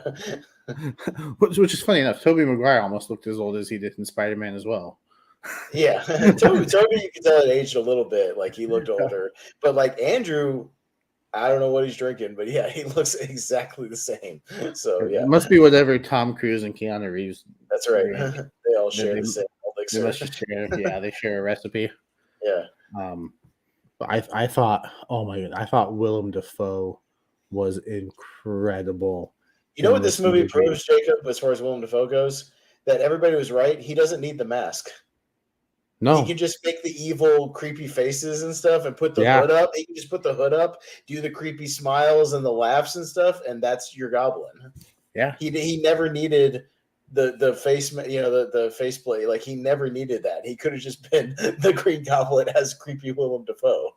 Because that's what he does when he makes the turn later in the movie. Mm-hmm. He just puts the hood up and gets creepy, and like you totally buy it 100%. He with his facial expressions, he can show that he's turned to the other side. Like on back to sort of ways. Like you can tell that. If we ever get like an old man Joker movie in the next 5 years or whatever. Mm-hmm. Willem Dafoe. Yeah. Please express interest in that.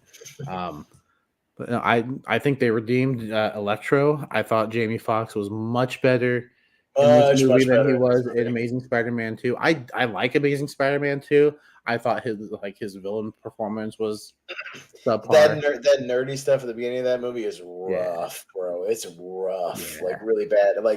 But no, this one he's much better. Like, yeah, even Thomas Hayden Church as Sandman, like he's solid in the couple of bits he gets. But yeah, Alfred Molina is always awesome. It was so fun to see him back because he slid right back into that role. Like I love every bit that we'll talk about a movie that he's in just a minute, at least more prominently. But when he puts on the goggles and he had the same cadence of him just being like, "Come on, let's talk," like all that kind of stuff, like that little swarmy kind of cadence that he does when he's in the middle of the fights. Like he slid right back into the role and he looked exactly the same and he was great. Yeah, and I like that Doctor Strange wasn't in that middle chunk of the movie. Okay, Like he yeah, did what he needed to set up the villains coming back, and right, Toby and Andrew coming back, and then at the end kind of helping wrap it up. But the middle was all Spider-Man, and yeah, that's where I think Homecoming could have gone too. Like leave out sure, some of the Iron Man stuff in the middle and like make it a right, Spider-Man movie, not a Spider-Man Iron Man yeah, right. movie. But like I think they used Doctor Strange perfectly. I kind of wish they did more with the Lizard, with Dr. Connors. I feel Yeah, like he he's was just kind kind of of there. there. Yeah, he's just there. Yeah, Rice Um, Ifans, they're like, hey, yeah, you're here, but nobody really cared about you that much. You're just kind of here because you were one of the villains in yeah, those Andrew Garfield movies, so we kind of have to have you here. But yeah, we don't really have much for you to do, partner.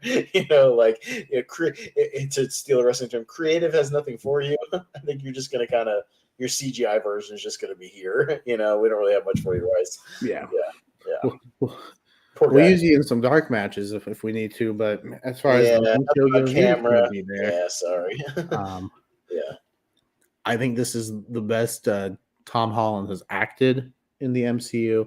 I think sure. it's the best Zendaya has acted in the MCU. I think her character, her MJ, is really good.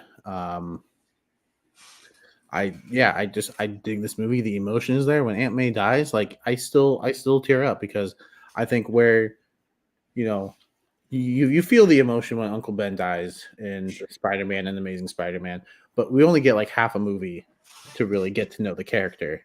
We've had like two movies plus to get to know Aunt May, and you really like this character.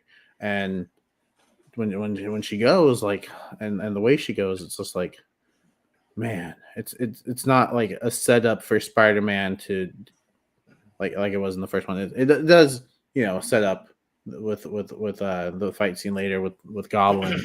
Yeah. You kind of feel and see the rage in Tom Holland, but um, Well, that death hurts. and to me, I think the best scene in the movie isn't even necessarily an action scene. I think it's the scene where it's after Aunt May dies and they have the scene on the rooftop with the other Yes, I was with just about to Toby get to that. and Andrew, where they each relate that they've also had losses in their life, Yeah. and they're relating their own losses, because it's hey, we've all in one way or another we've all been through the same thing.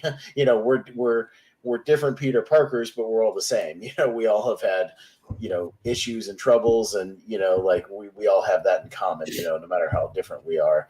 And Mhm. I think that's because we talked about this when we did our initial thing back when it came out, but like I think Spider-Man kind of needs to be miserable to be Spider-Man. Like to a degree, he doesn't have to Yeah. be like in misery, but like he needs to have losses in his life that he's grieving. He needs to kind of be struggling.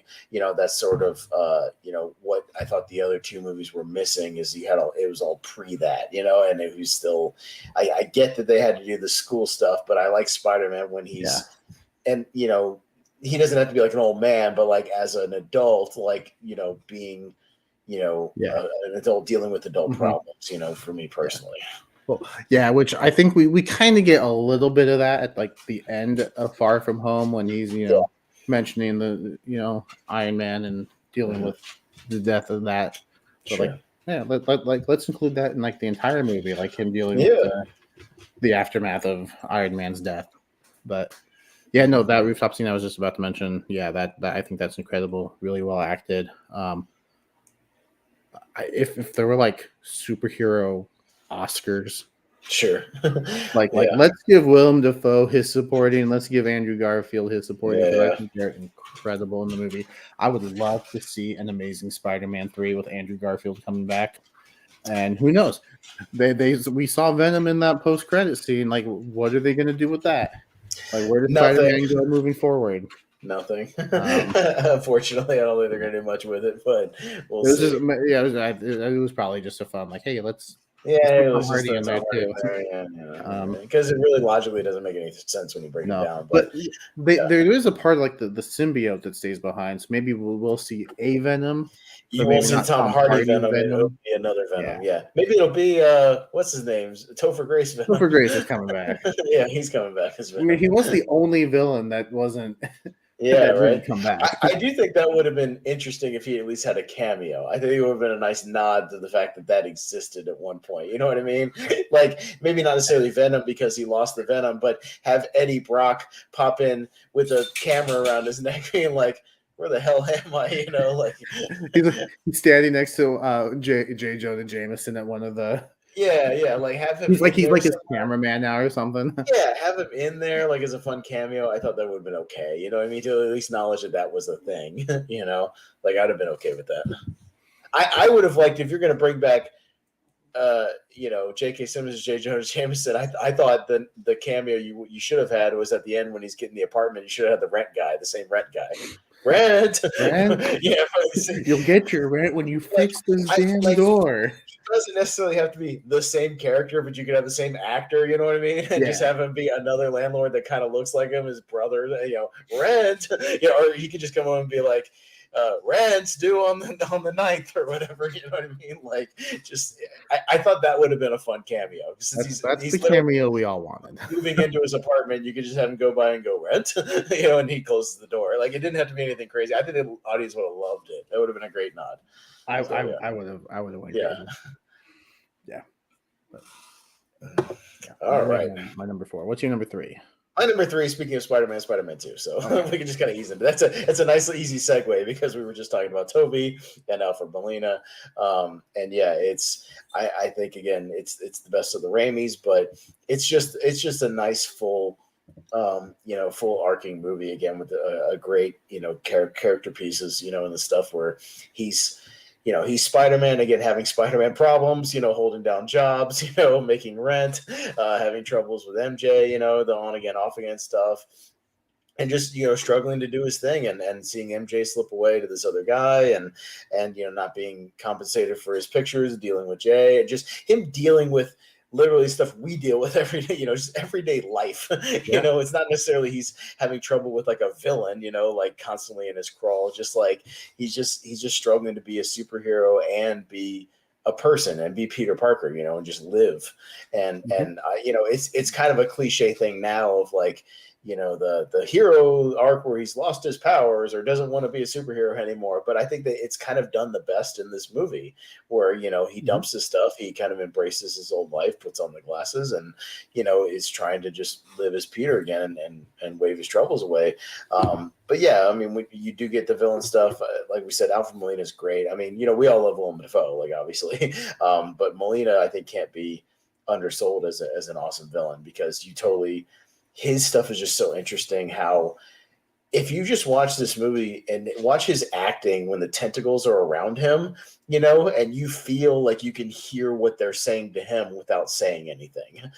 He sells the facial expressions, the responses, to, everything's in his head, but I think he does such a great job of Mhm. portraying sort of the voices in his head and, and the slow turn of them kind of swaying him and turning him sort of to the dark side, to lack of a better term, and all that. And I just think it's really, really well done. The James Franco stuff is still good in this one with him, dealing with, the death of his dad, because that's a whole other thing that we forget. It's like that Willem Dafoe was Green Goblin, but it was also his dad, so, people tend to forget that. And yeah, the chainsaw scene is bonkers, being a Sam Raimi movie, or the surgery scene is just crazy how kind of wild and horrific that gets. But yeah, all the action scenes again are just really well done and solid. That train sequence, everybody still That train talks about, sequence and is train amazing. sequence is excellent. And I mean, they even reference it in Into the Spider-Verse, with the one who's kind of like Tobey Maguire and him doing literally the exact same, train thing, kind of like he's that existed even in that universe. But that whole train sequence is amazing, and kind of again, you get these glimpses of the New Yorkers kind of standing up for Spider-Man unsuccessfully, but still trying to do the right thing. But yeah, I mean, just so much fun, and I just still think the effects on the tentacles and everything are really well done, and all the special effects are great, and just again, good, solid performances all around. His chemistry with Kirsten Dunst, and their back and forths are great, and it still holds up and it still works as just a great Spider-Man movie about Peter Parker, kind of a classic Spider-Man story. So, yeah, I just still think it's really great. Yeah, I had it at number 9. I dig it. Alfred Molina is incredible as Doc Ock. You pretty much mentioned it all. It's why I love this movie too. And again, I wish the Oscars and all these award shows, didn't have this bias against superhero movies, because I think there's a case for Alfred Molina getting a supporting actor nod. Sure. I looked it up, and these are the nominees. So yeah, I was gonna say, who's the nominees in the 05 Oscars for supporting actor? Yeah. So the only one I haven't seen, well, there's 2 that I haven't seen actually. Sure. Clive Owen in Closer. Okay. Jamie Foxx in Collateral. Thomas Hayden Church in Sideways. Alan Alda in The Aviator, and the winner was Morgan Freeman in $1 Million Baby. I'd swap out Alan Alda for Alfred Molina. Okay. Because he's good in The Aviator, but he's not super memorable to me. And I think he would get his due later in Little Miss Sunshine anyways. So I would swap out Alan Alda for Alfred Molina, because I think he's great. And again, like I said, you can just watch those scenes where he's having that internal monologue in his head with the tentacles, and I think he sells. You it's almost like you're hearing voices, but you're not hearing voices. You're hearing the other side of that conversation. And for a guy to do that just with his facial expressions and his internal acting is excellent. It's so good. Yeah, and I think going back to No Way Home, I thought he was the perfect choice to, kind of be that first villain that. I have to step away for 5 seconds to turn my fan off. Hang on, real quick.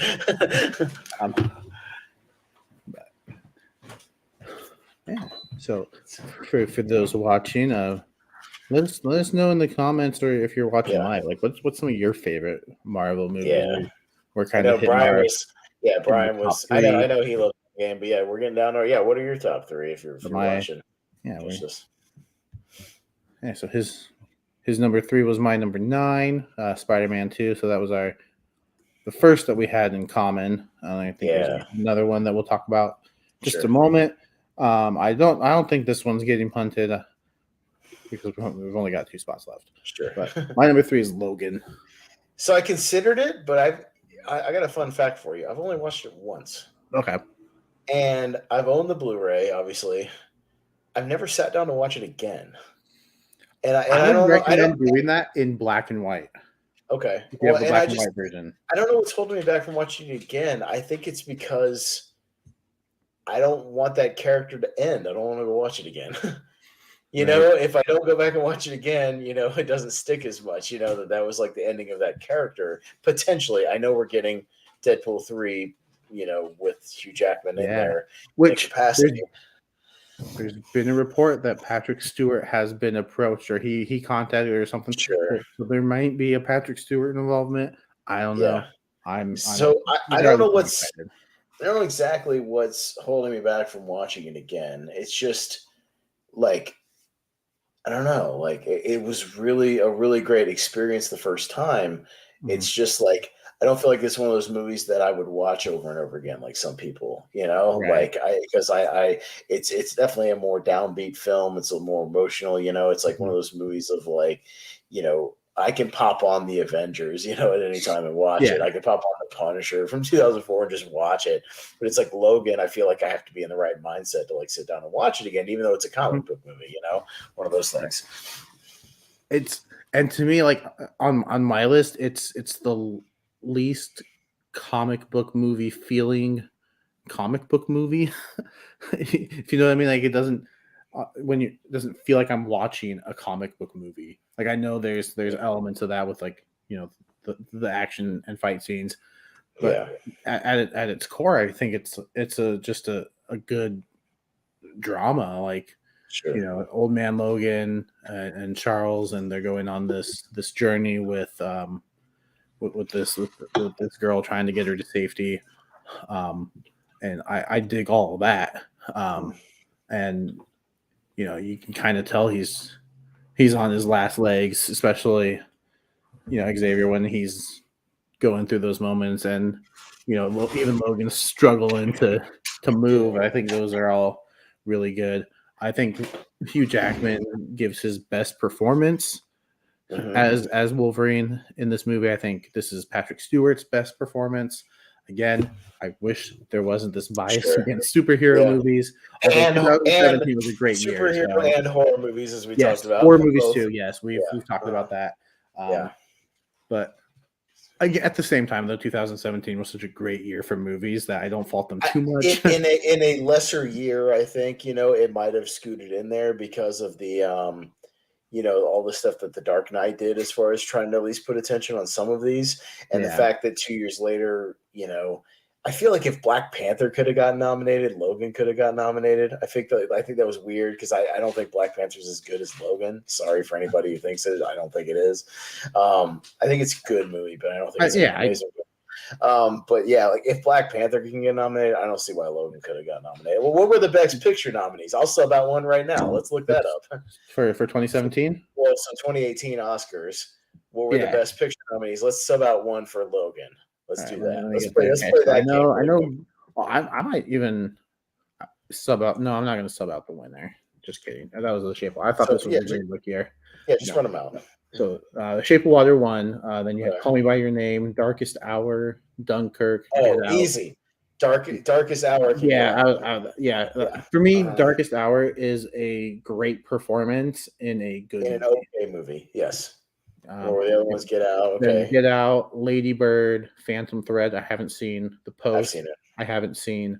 And then Three Billboards Outside Ebbing, Missouri, which was my pick to win that year. Right. The Post. If Logan was nominated. The Post is boring, but it's a Spielberg movie, so I get it. But that's easy though. Darkest Hour. Like I get Gary Oldman winning for that. That's fine. Yeah. Again, good movie, or good performance. I'm sorry, but in an okay movie, I easily sub out Darkest Hour for Logan. And at least got nominated for screenplay though, didn't it? I think it got it did. Right? It got screenplay. See, if it got screenplay, and I think the performances are good enough. Again, I think you slide that one in as one of the nominees at least. I'm not saying it should have won. You know what I mean? Because I also would have had Three Billboards winning that year over all of them. But yeah, I think you could have slid that one in instead of Darkest Hour. So for sure, or The Post, either one. And then while I'm on the page, just looking at the Best Actor nominees. Yeah, Gary Oldman winning. Don't have a problem with that. Then you had Timothée Chalamet from Call Me by Your Name, Daniel Day-Lewis in Phantom Thread, Daniel Kaluuya in Get Out, and then Denzel Washington in Roman J. Israel. That's the one I sub out. Yeah. I think again, it's a really good performance inside a okay movie. But he's had way better performances that he's won Oscars for, you know what I mean? And he's, I think he will have more in the future. And, and he was coming off of Fences, which was a better performance, so, I don't think he needed that nomination personally. I think you could have subbed that one in. Again, I'm not saying everybody should have won. But at least recognize the recognition. You know what I mean? Yeah, for sure. Yeah, and then supporting, you had Sam Rockwell won for Three Billboards again. No issues with that whatsoever. Yeah. Willem Dafoe for The Florida Project, no issue with that nomination. Although I guess it was a support, and I guess he's just the only guy in the movie though. Yeah. Woody Harrelson for Three Billboards, Richard Jenkins for The Shape of Water, and Christopher Plummer for All the Money in the World. Those are all really good performances, so it's kind of tough. Yeah. I would have to watch Logan again and actually watch Patrick's performance. Maybe we'll see. I know the Christopher Plummer thing was a last minute thing for Spacey, in that movie where they reshot everything. I haven't seen that movie all the way through, but yeah, it's I don't know. Yeah, no, I think Plummer deserves the nomination at least because what he was able to do in such a short time. He did really good in that movie. Well, it's just unfortunate that the Best Picture things can be up to 10, but some of these actor things are still stuck at 5. I think you should be able to nominate a few extra in a couple of cases, I don't see why that would be that big of a deal, as long as you still have a clear-cut winner, but, at least get that recognition, I think would be cool. Because I think Hugh he's never won an Oscar, right? I mean, I think he'll win one day. I think he'll get there. I think so. He'll get there. He's still got a very long career ahead of him, you know what I mean? He's got plenty of time. He's a great actor. He just needs to get in that right role, and I think he'll get it, So I top know four. he's your boy. He'll get it someday. Yeah. Ryan mentioned his top five. So he had Endgame, Games. Civil War, Spider-Man 2, Days of Future Past, and Infinity Well, War. yeah, I had Days of Future Past in my number 5. So yeah, Yeah. we had a couple crossovers there. So yeah, what are we at? My number 2. You're number 2. Yeah. Oh, but and then I would recommend if you rewatch So Logan, try the black and I white. just pulled I pulled my Blu-ray because I wanted to see if I had that version, and I have the limited edition 3-disc set with Okay. they call it Cool. with Logan Noir is what they call it Yeah. on here. Yeah. So I do have that version. So yes. Cool. I just want to make sure because I know some came with it, some didn't. I ended up buying at the time, bought the one with all of them for that Yeah. rewatch that I never got around to. Especially that Yeah. opening scene where he's like the guys are messing with The his limo. limo. Yeah, yeah. That looks really good in black and white. Sure. I can see that. Yeah. All right. My number 2 is Infinity War. Well, let's skip that then. Okay. All right. You're number 2. Pop it up real quick here. Number 2. Yep. My number 2 is another Spider-Man movie, Into Okay. the Spider-Verse. I absolutely love this movie. I even just I've seen rewatched it it last night. I've seen it 1.5 times because I tried to watch it again at home a couple months back, and that didn't go very well either, much like Yeah. my theater experience. Even on my it also I have a 75-inch TV, so I have a pretty big TV at home, plus a good sound system. But I tried, and it didn't Yeah. work out too well. Yeah, and I get that. Even I was watching it too, and I was like, I was debating on keeping my lights off, and I was like, no, I'm gonna turn at least one Yeah, light on right. just to get a little more light in the room. Because even for me, So again, I um, want to make it perfectly clear. The movie is well, there's good performances, there's a good script, there's a good story there. I physically cannot watch it because it gives yeah, me motion yeah, sickness headache. I can't do that animation style. So like, yeah. and I know that's but it goes with my age because I can't ride roller coasters like I used to. Oh, When I go to like Universal, like I used to be able to like when I was like 16 or even in my 20s, like just go on them over and over and over again. I go on Rip Ride Rocket one time in Orlando and like I'm done for the day. Like mhm. it's just one of those things I think I'm just starting to get that sort of thing, you know what I mean? So it is what it is.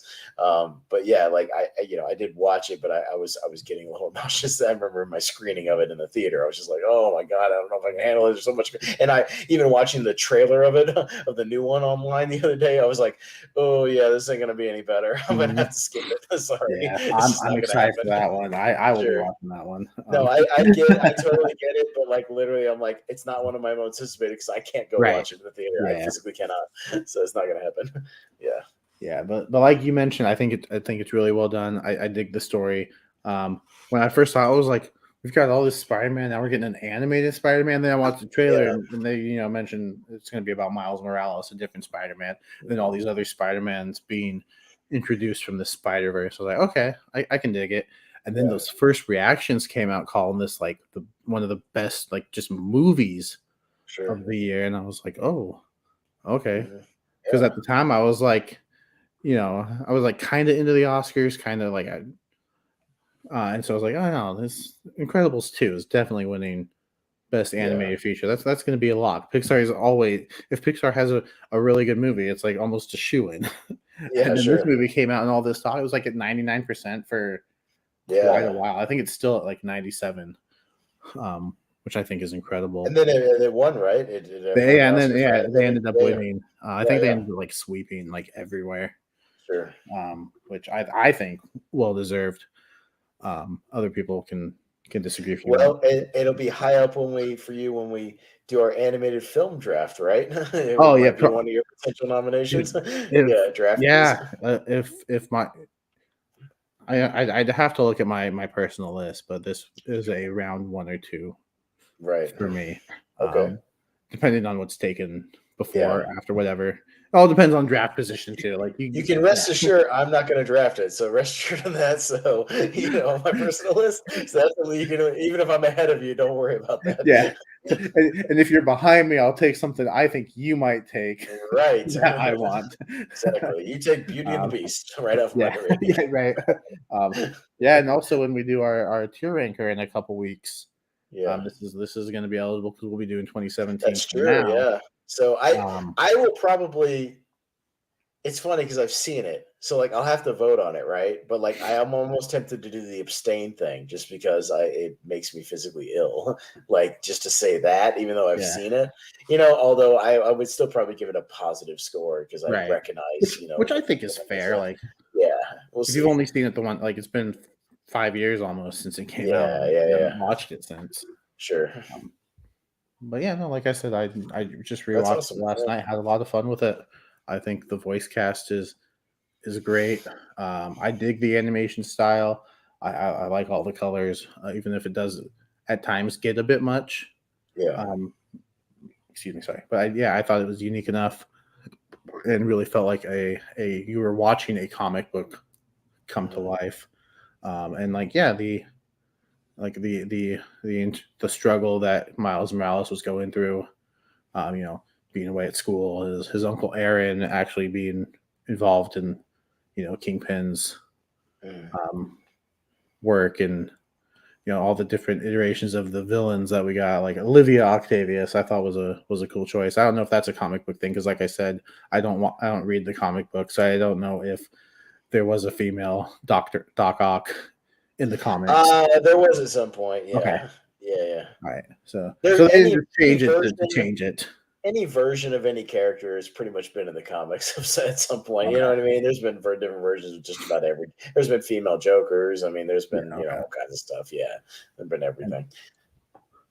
can I also just say, if they ever do a Spider-Man noir movie or series, Mm. I'm in. Especially if Yeah, they get Nick Cage back to do the voice. yeah. I'm They've absolutely talked about. in. I thought I saw an article or something the other day that a Spider-Man noir uh, a TV thing was being considered, Oh, and I I'm thought that'd be pretty so cool. in. Yeah, like set in his world. You know what I mean? Yeah. Like that would I be pretty cool. I wonder how the animation style would be all black and white. Yeah, I think it'd be cool. I think it'd be gorgeous. Yeah. That It might actually give me less of a headache because I was it's about so to say, I color wonder how vivid. like yeah, I think it would be better actually if it was in black and white. If I could watch Spider-Man Into the Spider-Verse in black and white, it might help. Is there a noir version of that on the Blu-ray? no, No. I don't think so. I'd have to relook, but I don't think Spider-Verse so. noir? No? All right. Oh well. Um, Like a dream. but yeah, I mentioned Nick Cage. I think all the voice I can cast. get into the settings and just do the adjustments and There turn it you black and white. go. But I think all the voice cast is great. I think Spider Pig, Mm, although Simpsons did it first, guys. yeah, You know, Peter Porker. I like all the different names that they give. Penny sure. Parker. Yeah. You know, I like Spider Gwen. Mhm. And then the issues between Miles and his dad. Like, I hope they explore that further because he doesn't know that Miles is Spider Man, and you know his opinion of him changed towards the end of the movie. But like, Mhm. I'd like to see them explore that more in the next one, which is going to be a two-parter. I think is cool. Definitely, given how many Spider-Men and people they showed in the trailer, like that's a lot to introduce. I wonder how they're going to handle it. Yeah.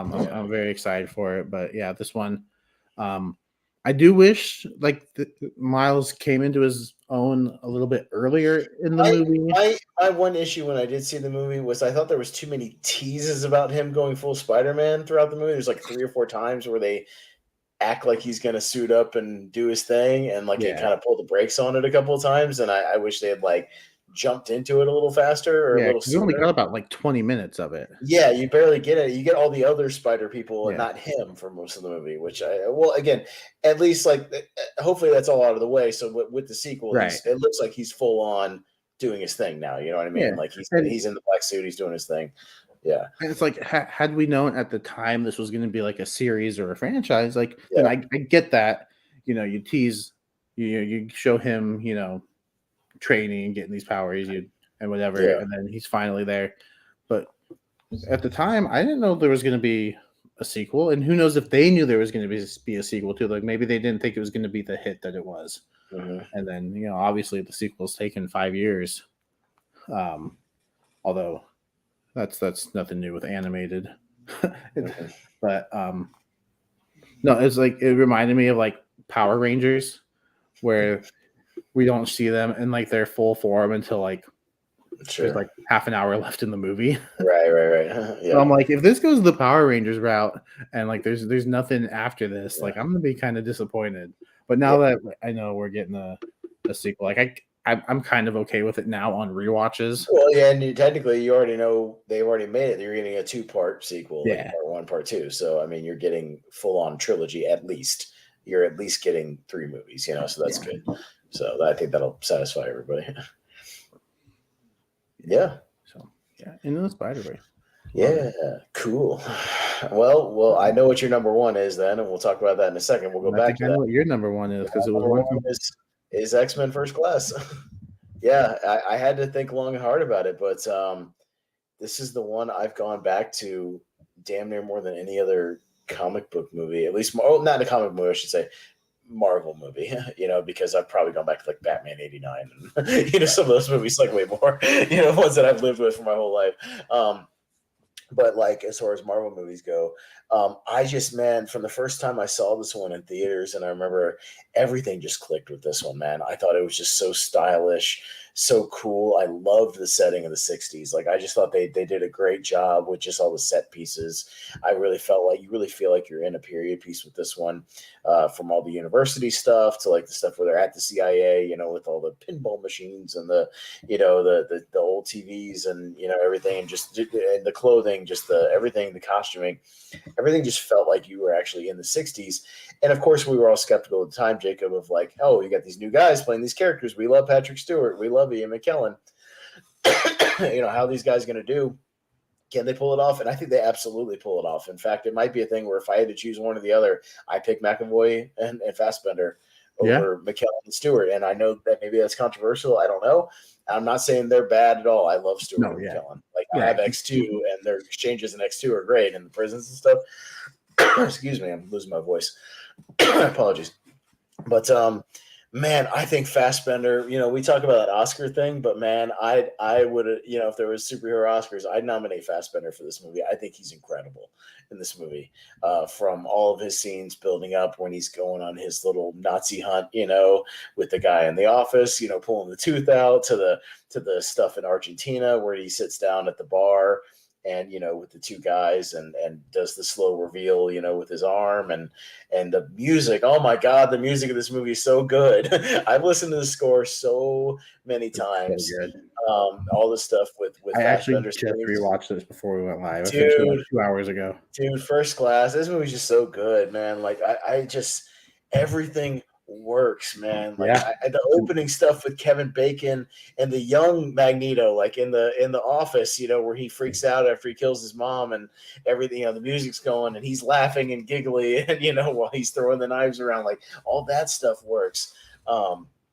McAvoy is tremendous in kind of his using of his powers, but sort of sporadically, and still trying to figure out all the stuff that he can do.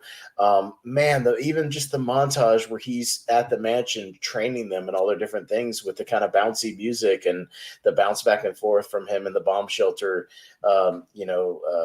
teaching Summers how to channel his stuff and the excellent scene where he gets into Magneto's head to help him turn the satellite, and then they cut back to him and he's just streaming tears down his face from like the memories of his mom. That's the stuff where I'm just like, man, if you gave out superhero Oscars, dude, that yeah. scene right there is like, is a click, man. And So I looked them up. yeah, the nominees for the 2012 2012. Oscars, because this was 2011. Yeah, Best Supporting Actor, because I'm pretty sure Fassbender would be supporting. sure. Yeah. Christopher Plummer wins for Beginners. Haven't seen it. Yeah. Kenneth Branagh is nominated for My Week with Marilyn. Haven't seen it.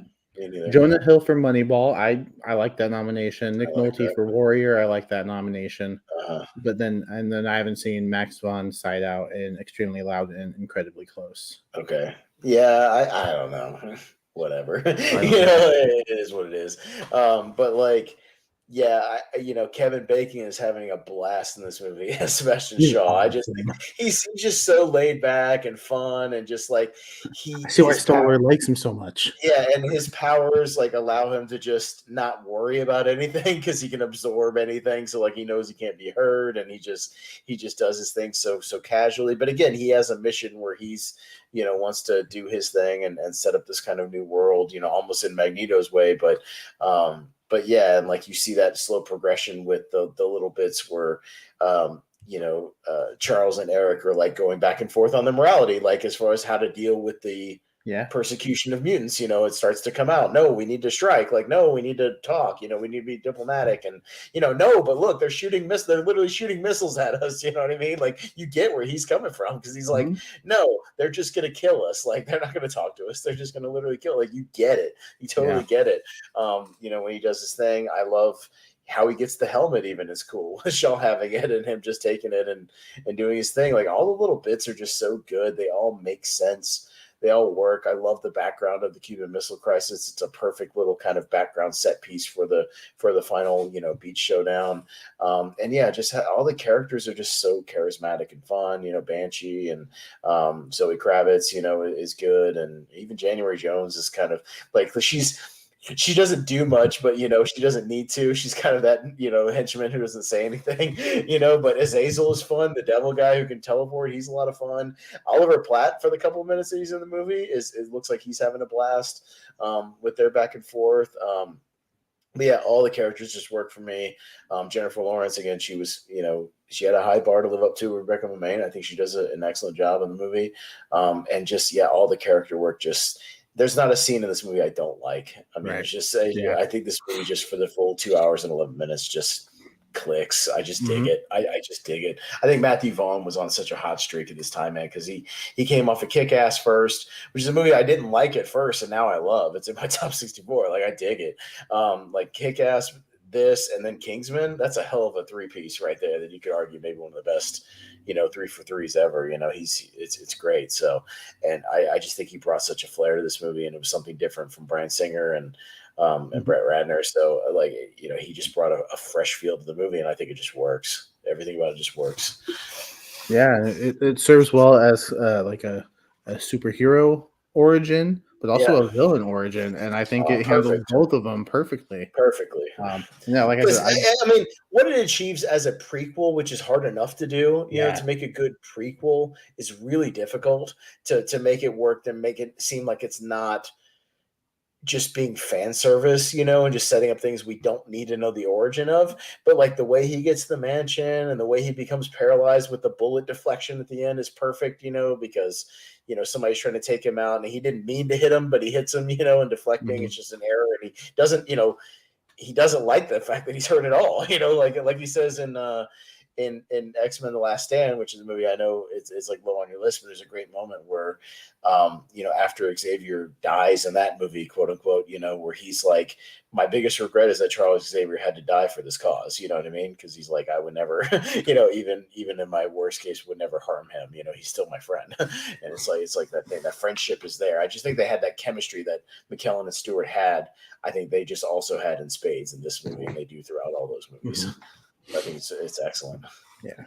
So I had to switch something because, like I said, I just finished rewatching this, and yeah, I loved it. It was originally number 7, and Endgame was 6. You gonna flip flop them? Switched them. Oh, we switched. Switched them. Okay, all right. Switched them. You Yeah, because switched them. yeah, no, All it right. was.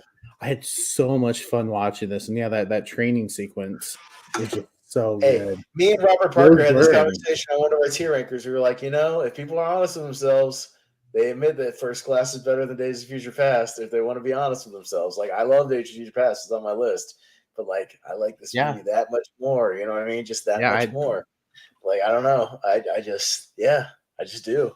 I had Days of Future Past just outside Yeah, it's my really top good, and 10. Days of Future Past is awesome. But like, I just think this movie just has that bounce, like that energy, and like everything just works. Yeah. Yeah, so Well, we can get to our final one. It's your number one. It's my number two. We'll get yeah, to your Infinity number War. 2, Yeah, yeah. my number 1 is Infinity Infinity War. War. Yes. Um, Infinity War rules, man. What is it? Oh, You know what I mean? it's It's awesome. so It's good. great. It's so good. It's like non-stop action just about from the beginning. Hmm. From that opening scene of Thanos just destroying Hulk, Yeah. which is something I never thought I would see. Killing Like Hulk Heimdall, just killing being Loki, killing two of our major side characters, to where you get the stakes right off the bat and the tone that this dude is no joke. yeah. He's no joke. And this is before he has the stones, Jacob. He only has one. Yeah, He yeah, only has one stone. Well, and yeah, then two afterwards. yeah. But yeah, he's only got one stone and he's this powerful. Yes. It's incredible. Mhm. And at first I was like, well, why didn't he just kill Thor? Well, probably because this is more painful for him than death would be. Sure. Having to, see all his Yeah. people around him just Well, lifeless. and then to be That fair, he ejects him into space like right after that. So I mean, it's not like he right. like just left him sitting on a ship. Yeah, He yeah. he And chucked then him into space he did, like yeah. right after. I think that's more Yeah, yeah. painful for him Sure, sure, than sure. death. Mhm. Like no, that's Well, and not completely to mention avoided the seeing point. everybody else that survived on that ship, I'm assuming is dead. Oh yeah, You know what I mean? yeah, Like they all have the to other be. Asgardians surviving, are dead as well. You have to remember that. Yeah. Well, yeah, and then you see when the Guardians enter and all those people are floating, Yeah, that's and all then those he's the people only on that one. ship. Yeah. Um, oh man, but Mhm. yeah, no, that and then he scares him so much that we don't see Hulk again at all Yeah. in this movie. Like Thanos messed him up that bad. Yeah, yeah. I love that they went like this was Thanos's movie. Like this Yeah. wasn't an event. Like it's called Avengers Infinity War, but you No, call this movie it's Thanos. the Thanos movie with the Avengers playing catch up the entire time, Hmm. being literally the underdogs and not winning for most of the movie. Even the ones where they get a little bit of an edge, they're still behind in the long run. Yeah, it's one where they are finally dealing with defeat. Like they are Yeah, they losing throughout the lost. movie. They lose several battles. The Yeah, Guardians lose against Thanos. They lose on the moon. They lose several battles. The Hulk loses that battle right at the beginning. Like I mean, everybody loses here. They are overmatched and overpowered for a good chunk of the movie. Yes, they get the advantage on a couple of the henchmen, Ebony Maw and things like that here and there. But Wakanda, they're kind of losing, like they're getting overwhelmed. People are dying. They're on the run the whole time. That's what it made. He's a legitimate threat, and he's still the biggest threat they've ever had in this universe, and it's amazing. And he wins. yeah, That's he what I love wins. about this movie. He wins. I they he plays the role so well too, Josh Yeah, he's Brolin, so good. that I kind of sympathized with him when he had to sacrifice Gamora. Like I Sure. almost felt for him for a moment. I was like, no, he's trying to kill half the universe or half the Yes. population. Like, no, no. But like, oh man, like I feel for him. Those are real tears. Like Yeah. he does feel for Gamora. And that moment I was like, wait, aren't we getting a new Guardians of the Galaxy movie? How does that work if she's dead? Yeah. Right. Like there were just some shocking moments. Seeing Red Skull back Yeah. was really cool. I kind of wish they would have been able to get Hugo Weaving, but No, it is instead what of it is. Aaron from The Walking Dead, But which having that the guy's a good character that back guy's a is good impressionist. So, I mean, he's good, but yeah, he's a good actor. But yeah, I would have liked to have seen Agent Smith back as Red Skull. yeah.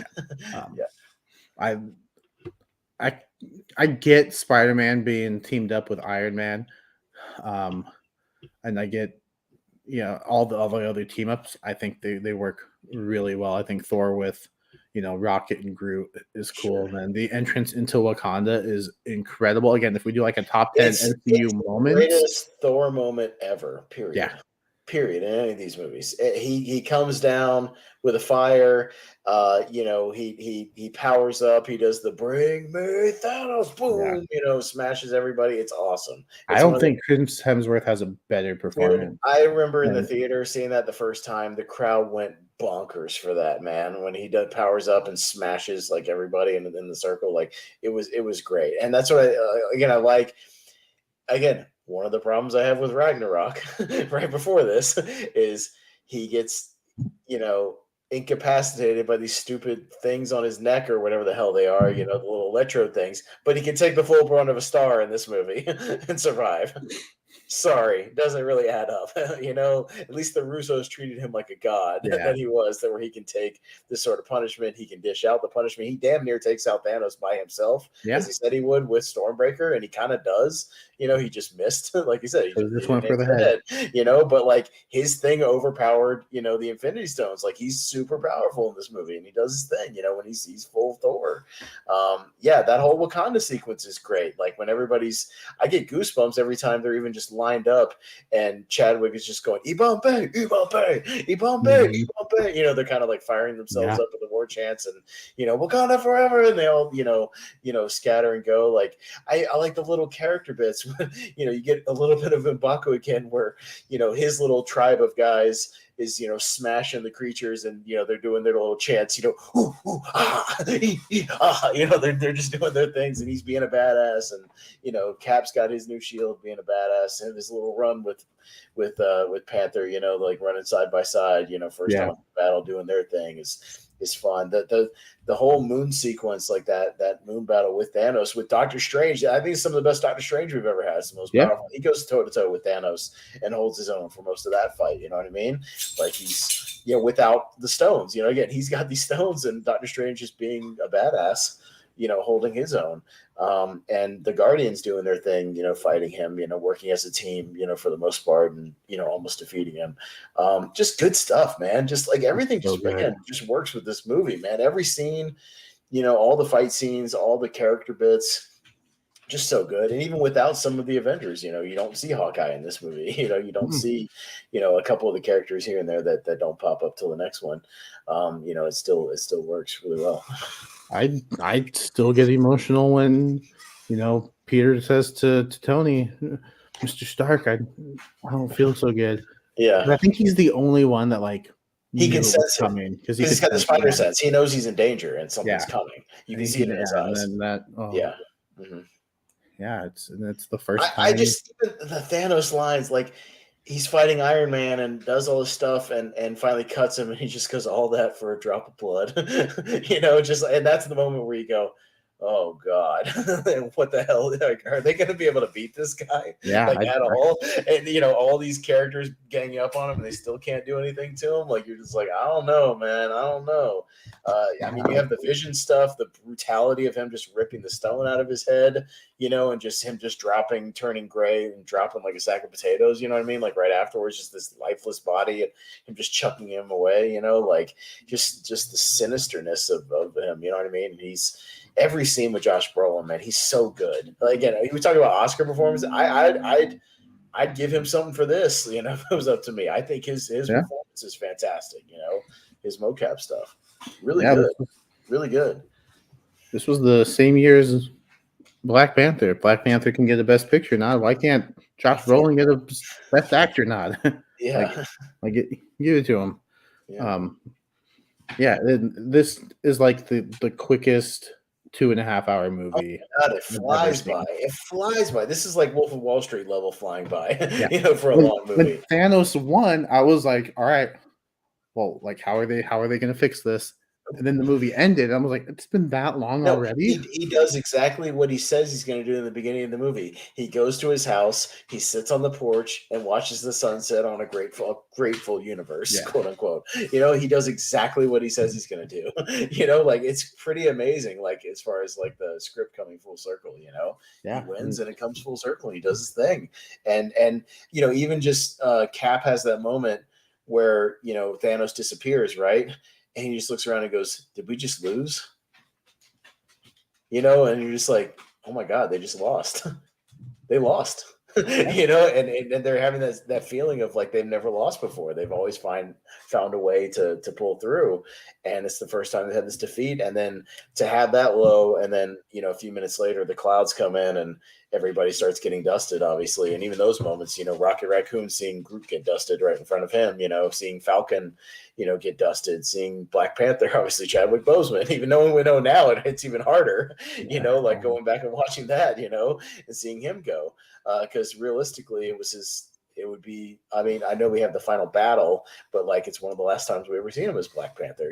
So it's rough to watch now, and yeah. yeah, it's rough, man. But again, I like it because there's stakes it was something new, it was something fresh, and this is why I prefer Infinity War over Endgame. I love the whole tone of this thing. I love the villain, and all the character bits, and it just moves, man. The pacing in this movie is excellent.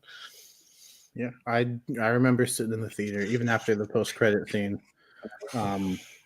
which, if you don't know who Captain Marvel is, that doesn't hit as hard. I did. I was like, oh, okay, cool. It's Yeah. setting up the next movie.